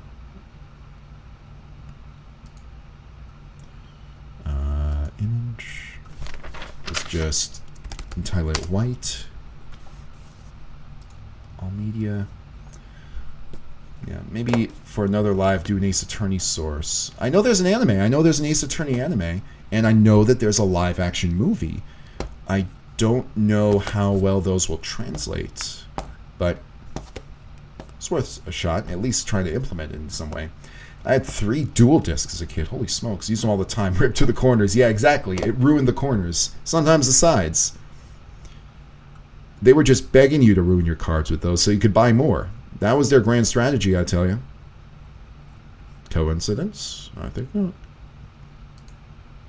I entitled it W.jpg? Excuse me. Now here we go. Now let's get a proper zoom in.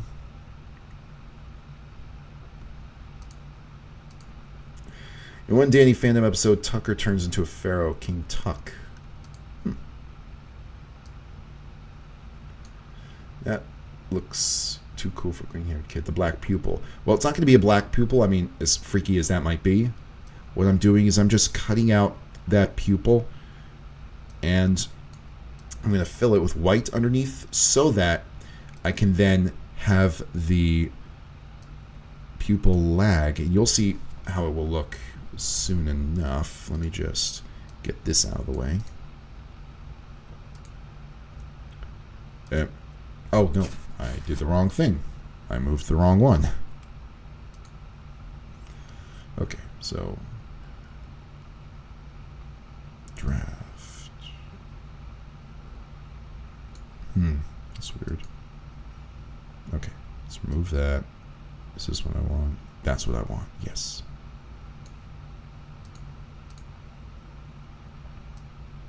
Let's get this out of the way.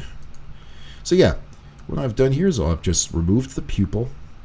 That way I can have the exact same pupil that I cut out lag behind.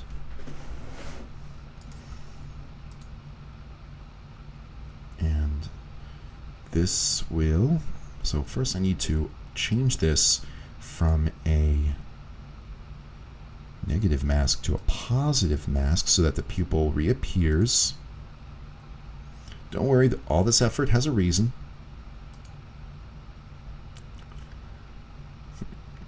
Let it rip. Good one. So now the pupil reappears, but I'm going to... There we go. There we go.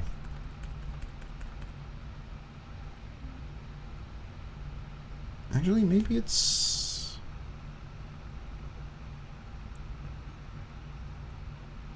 It's probably better I do it to this pupil too. Wait, I said stop. I think I moved it a little too far. Alright.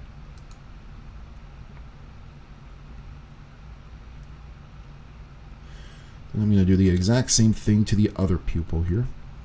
As soon as I get the positioning right. Actually, what I should probably do is feather in just by a smidge. If I feather it in, how does it look? I think it all looks good. Feather in. The end. Yeah, that looks a lot cleaner. Nice. So now this pupil got moved to the other side, and I'm going to take this pupil and move it all the way over here.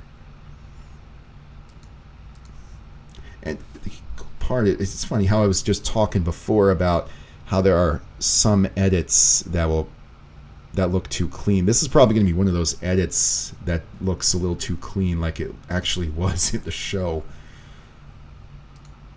All right, so let's take this, and first I want to make an edit here. Add a second mask.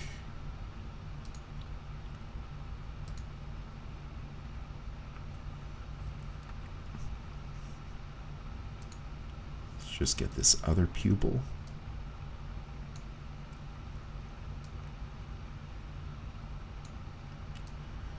Just get right around. Then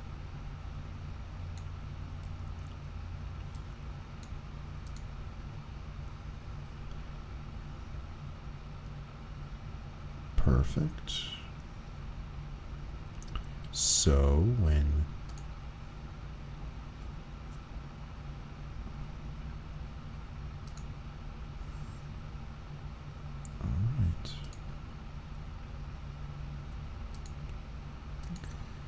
there we go, negative mask. Then I'll go over here,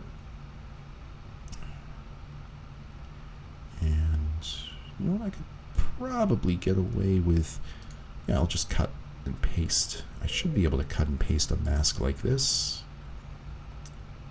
Select all, and I guess I can't. Well, that's okay.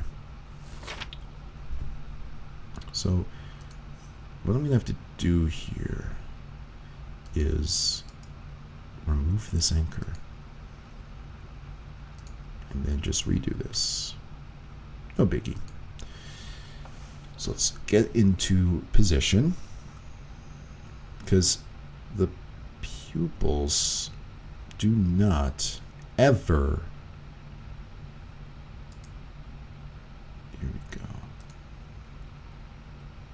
Yeah, the pupils don't ever move within the eyeball itself. They just stay stationary. Maybe when the green-haired kid whines about losing Jenga, the theme could play Get a Grip. Oh, yeah, that's right. In the theme, they say Get a Grip, which, of all the things they'll rhyme, why would you rhyme that?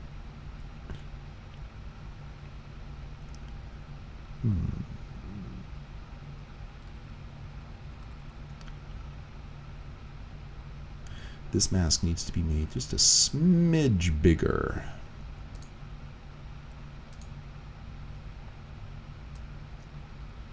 Okay. A little bit more. I guess. Alright. Here we go. And then at the very beginning, let's increase the mask size as well. It looks like it was a little too tight on the lines here. We'll need a little bit more leeway so that none of the pupil appears, or at least none of those pupil edges appear. I need perfect white. From this, you can still see a border. Let's see how it looks. I think it might be alright.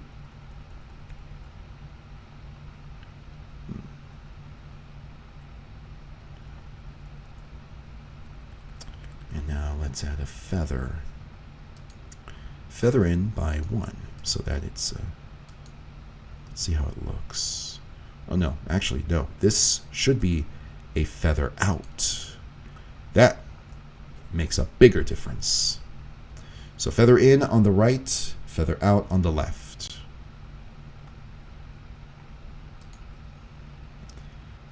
Let's see. Select path, and then feather out by 1. There we go. And now, what I need to do is get another one of these masks applied. So I need to move this all the way to this pupil. I'll adjust the size after the fact. This is going to look rather interesting. I hear that Chinese knockoff Beyblades are made of metal and sharp. Well, I always thought that the original Beyblades were made of metal as well, or at least a very strong plastic, but yeesh. You can kill someone with them, apparently, huh? Interesting. I mean, Beyblades were one of those things where, like, I was still wondering how in the world this was a thing. There we are.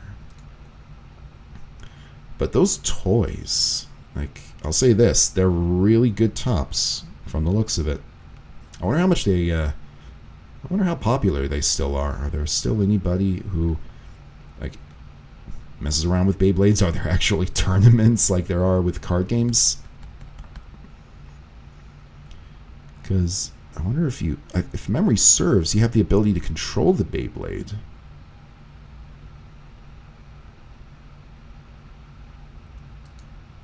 Alright. And then position this the other side. Have to step out for a second, but I'm back. Welcome back, Mr. Springfield. Who's doing, we doing Goofy Eye edits now? Yep, absolutely are. Maybe the episode title to say Sus has landed. Ooh, yeah, that's right. Pegasus Sus has landed. That could be something right there. Let's see. The further away we get it, the better. But I did a feather out here. Oh, actually, no. This will work. Ooh. Stop. I said stop. You're going a little too far. Hang on. To be pretty fair, I think our parents probably thought, how is this a thing to Yu-Gi-Oh? Yeah, true. I think a lot of people were wondering that about a lot of things from the 90s as well. Like, one thing that I used to collect, and keep in mind, this is 1998 era. There were these things called Crazy Bones. I called them Go-Go's, as did, you know, my brother, my friends, everybody. Which were these little I guess they were made of plastic.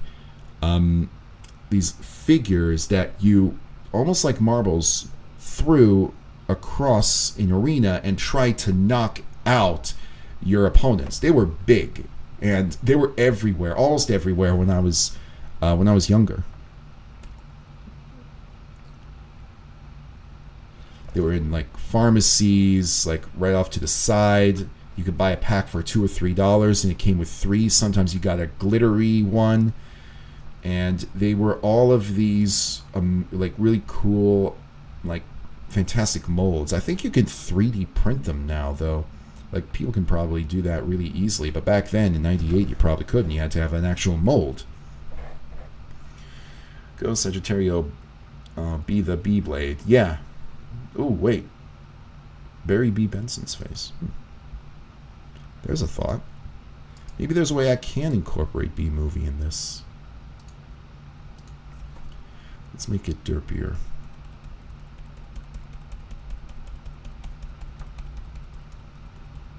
Right.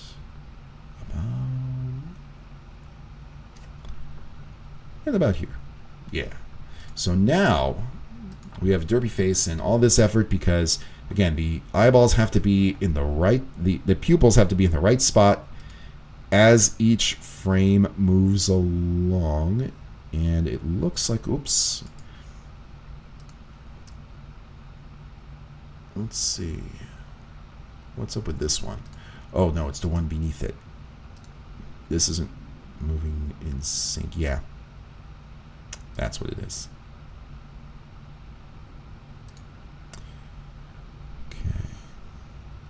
So let's get rid of this. Aha. So this is too far. Yeah, what's this?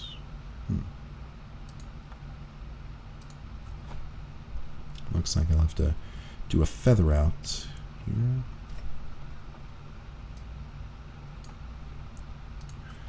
Almost done with these eyeballs. There we go. Got back from errands. Welcome back, Kim. I remember they had remote control Beyblades in the 2000s. They came with big battery-powered handles and spinning dial that could change the Beyblade's direction. Never worked well. No, of course it probably never worked well. I mean, it's a spinning top. How do you control a spinning top? If you could control a spinning top, I don't know. It seems like something that,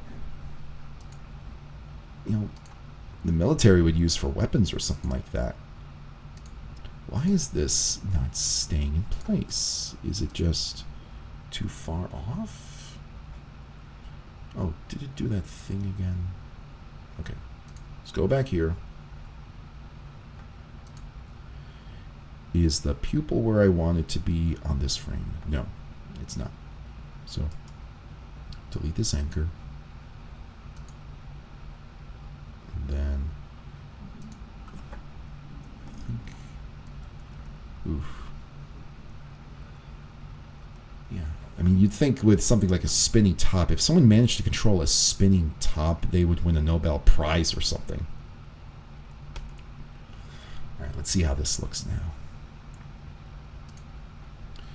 Let's just move throughout. This off. Get this line back on the anchor. And this to look as good as possible. There we go. Right there.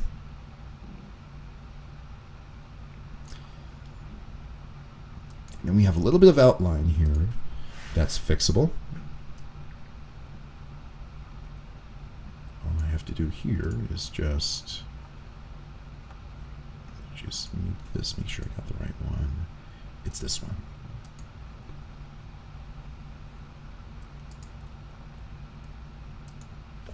Here we go.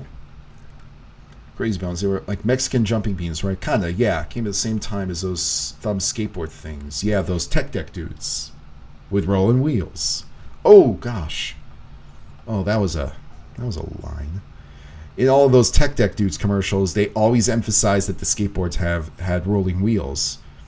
And I remember looking at them thinking, yeah, I mean, great. Happy Meal toys have them too. Alright, let's feather out so as to correct this. A little bit more. A little bit more. There we go. That looks better. And it's looking at the end, it's still doing that thing. You can see the border where I cut out the pupil. That's going to need some fixing, but this is what we've got. Now I understand what he was talking about. That's such a perfect face to make while saying that line in that tone. Man. Silly bands were popular back in like 2010. Now that's one I haven't heard of. Wait, actually no, I have heard of them. Took me a second. Maybe with mixed augmented reality stuff, they can project graphics on top of cards and make children's card games as dramatic as a cartoon. Is a funny thought. So back when the PS3 came out, they were using the eye camera for that same type of technology. I remember seeing this in the Sony E3 2006. They showed you like a card game that you could play, and then the monsters appeared out of the cards. And then they did it with the 3DS as well. If you got a 3DS, I think almost every single one of the 3DSs had these AR cards that when you pointed the 3DS camera at them, made all these cool things appear out of them, and you could play games. In fact, I think that they also were included with Kid Icarus Uprising as well. What a day, but the day was replaced from night from December. Ooh. Oh, what a night. Yeah, that song. That's a cool one. I have no clue how that was even supposed to work, really. If I remember right, it only worked with specific kind of ripcord, so if you lost it, it was even more useless. I think, you know, with Japanese, with those kinds of toys, I think maybe there was, you know, there was some thought maybe in making it spin in a certain way, or maybe stopping it from, you know, because it's a top, it's going to do what that Inception top does and just roll around before steadying up and then falling. Maybe this was a way to get it to stop that initial spin. Hurry, the match already started in Hotel Mario. Lots of references to Hotel Mario. Well, not, it was from, oh, it was from Hotel Mario, yeah. I didn't think Kenta could get any more annoying, but this still frame alone has already been an amazing vibe. Thanks. I mean, the thing about that still frame is that you combine it with the voice, and it makes it doubly annoying, which is what I love. Oh, actually, there was an idea offered. Yeah, the Beyblade knocking Kenta into space. Maybe that's the best way to kind of segue into that joke. How can I segue into that joke? Because that's the perfect face to make as that's happening. I'll have to revisit this later. Played Kid Icarus Uprising. Yeah, I keep in mind it's one of my all-time favorite games, and I'm left-handed, so that means that it was hell on my fingers, but goddamn was it fun to play. Absolutely fun to play, and I hope that they bring it to the Switch. I thought it was perfect for Wii, but I guess, you know, they thought, let's move it to the 3DS. Maybe they were working on that. But holy smokes, there does need to be a sequel to that game, or at least a remaster. That was such an incredible game. All right, so we've got a little less than 15 minutes left in the stream. We got to finish it off somehow.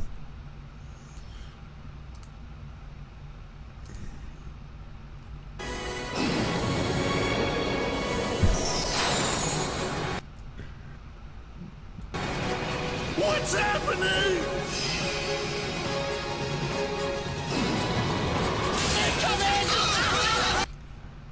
Okay, yeah, it's just throwing all the Beyblades at everybody. Let's just see. Hey, don't run away! Guys! Mommy! You pay for this! Owie! Like I said, the difference between winning and losing is the Blader's spirit. Yes! I see! That was awesome, Jinga! Jinga Hagane. Storm Pegasus, huh? And here's the bad guy. At last, my friend. Oh, dang, just tuned in. That's okay, Grimfang.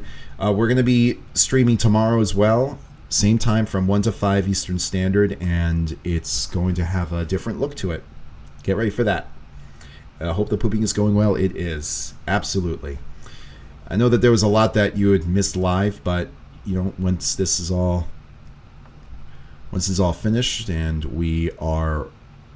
Or you could, of course, see the stream on the replay, but still, there's a lot that I'm really excited about in this video. And I'm glad you were able to, you know, check in the very last part. Alright, booyah is just another word you don't use seriously. Yeah, exactly, booyah. Well, I use booyah sometimes in a, you know, very funny way.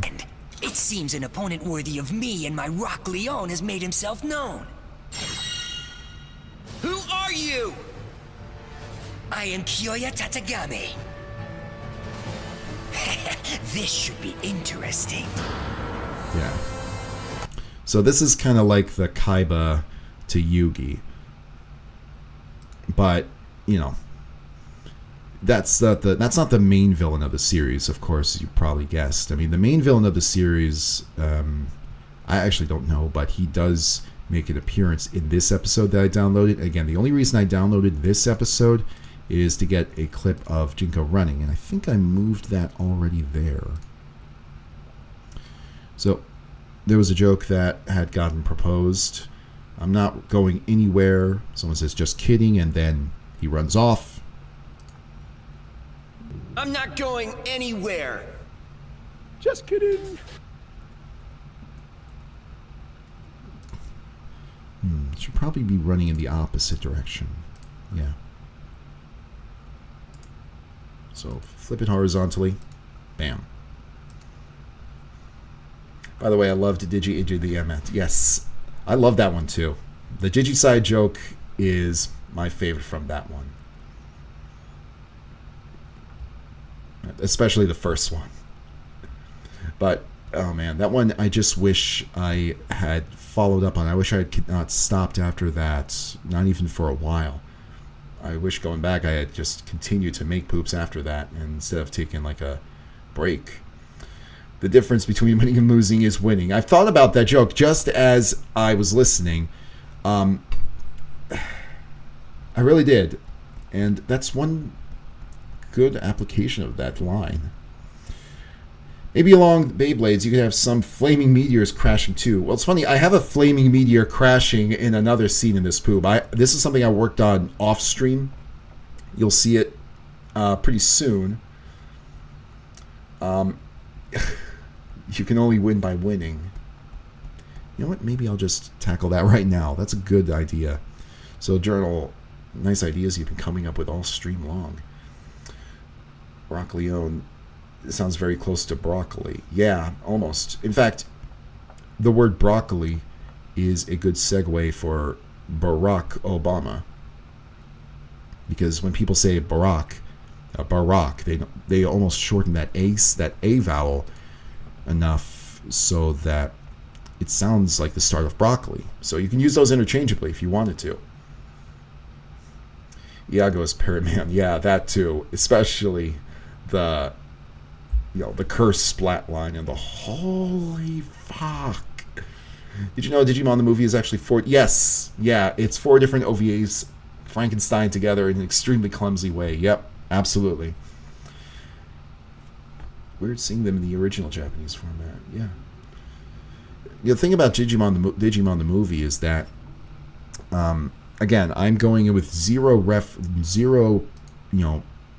not 100, not completely zero. I know some things about Digimon, having looked at episodes for YouTube poop material, but a lot of the movie just went over my head, and I think they just did a really bad job explaining in a very natural way. Like the ending with the Golden Digi-Egg, for example. I mean, first things first, I have no idea who all of the Digimon are. They didn't do a good job of introducing them, but for the most part, the animation was pretty nice. I think it was the same animator, if memory serves, as The Girl Who Leapt Through Time, which is a really good movie. Okay, the line comes... Here we go. The difference between winning and losing is the Blader's spirit. Let's get that line. Right there. Yeah, the frames really do feel like a slideshow. Yeah, don't worry. Like I said, I'm going to try and fix that tomorrow. Yeah. You're going to use the Aladdin moving neck guy now? Patience. Don't worry. We are going to, if I can find an application for it, chances are there is. I just need to find that right spot. All right, let's see.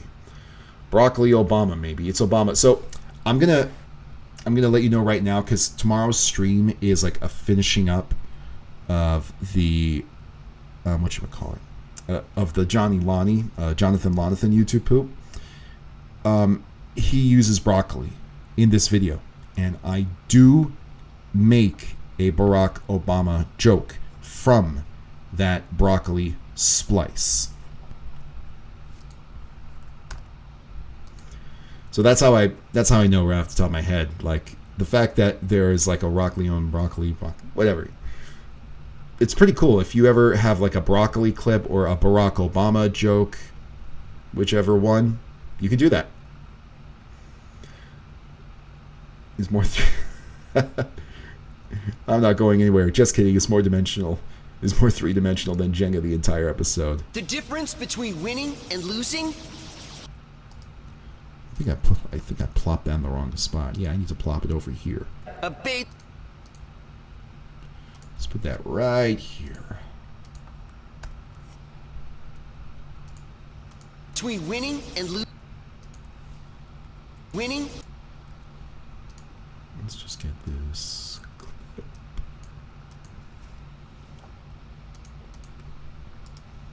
I mean, it's almost a predictable joke, but I don't mind that.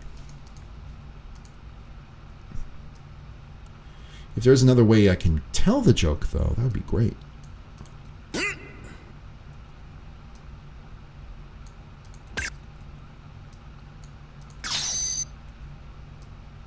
Wait,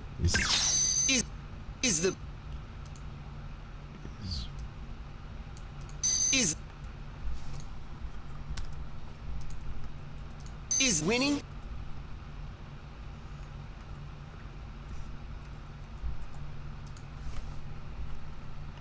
Let's just adjust the frames here so that I can make it a little bit cleaner. There we are. Good. Perfect. One more time. Is winning? Probably won't make it tomorrow, but have a nice day. That's all right, Kim. If you can't make it tomorrow, you can't make it. But the plan is for tomorrow's stream to complete, 100% complete, this YouTube poop. And that means rendering, maybe even on stream, assuming that, you know, the old computer can handle it. But whatever we do, I'm planning to just upload it at the end of tomorrow evening. Really looking forward to seeing how it looks. And one thing's for certain is that this is a very different video than how it was looking at the end of the last Jonathan Lonathan stream. I hate Elon Musk. He ruined Twitter. Well, I mean, if I had to guess, I mean, I am setting aside personal opinions about Elon Musk. It sounds like, you know, it sounds like he got grifted. It sounds like he bought Twitter and thought that he could do a lot more, but realized just how much trouble the company was in because it wasn't making any money. That's my guess. He bought it, made it private instead of public, and then, yeah, after that, it was all downhill, still is downhill. How much of that is due to his own personal business savvy, I have no clue, but either way, let's see what happens. Brian keeps trying to cram Blader's spirit into Buster Blader, which is fun, but I don't feel it's that strong a joke. Yeah, that's something I actually kind of had a little thought about. I let it go because Buster Blader requires a little bit of a knowledge of Yu-Gi-Oh! That I don't think everybody has. I have an idea. Have Signal J just say a bay and cut it to show the villain's creepy face alongside some hearts. There is like I'm trying to think of the best way to use that word BAE, that bay joke. Guys, I'm running out of ideas. It's okay. It's okay. Like it's actually 1 minute to the end of the stream. At 5:30 he says, Bob, maybe do some NSB Woody Bob. Oh. Twitter was ruined long before Twitter. It's kind of actively detrimental for humanity. I mean, a well-run Twitter is not detrimental for humanity. I think that the problem has been a little bit more on impressions of what moderating actually entails. A lot of people have mistook censorship with, moderating with censorship. And that's, I think, what has led to Twitter's downfall. A lot of people angry that people got suspended, raising a ruckus about it, saying, hey, this is overreach. This is, this is not fair. Twitter is a terrible company, and then, you know, Elon Musk relaxing a lot of rules from there. Just, unfortunately, you know, not standing by.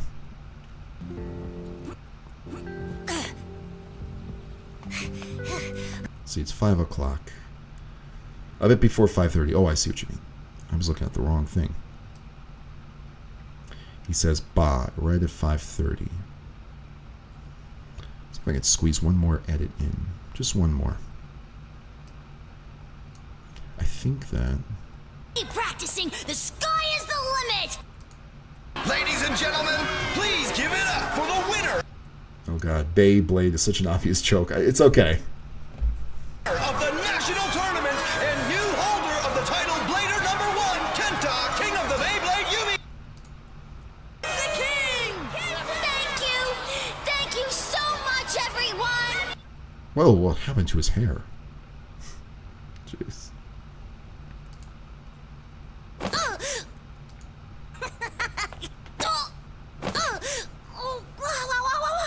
Ouch!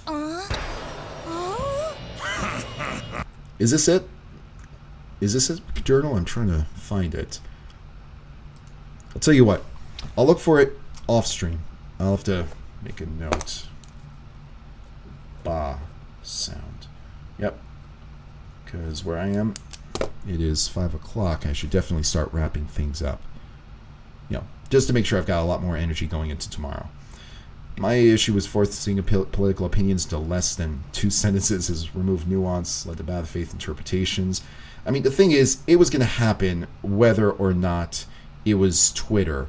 It was happening on Facebook. I'm pretty sure it's happened on other platforms. Keep in mind that just because you have a character limit doesn't mean that, you know, doesn't mean that it's going to be leading to all of this, you know,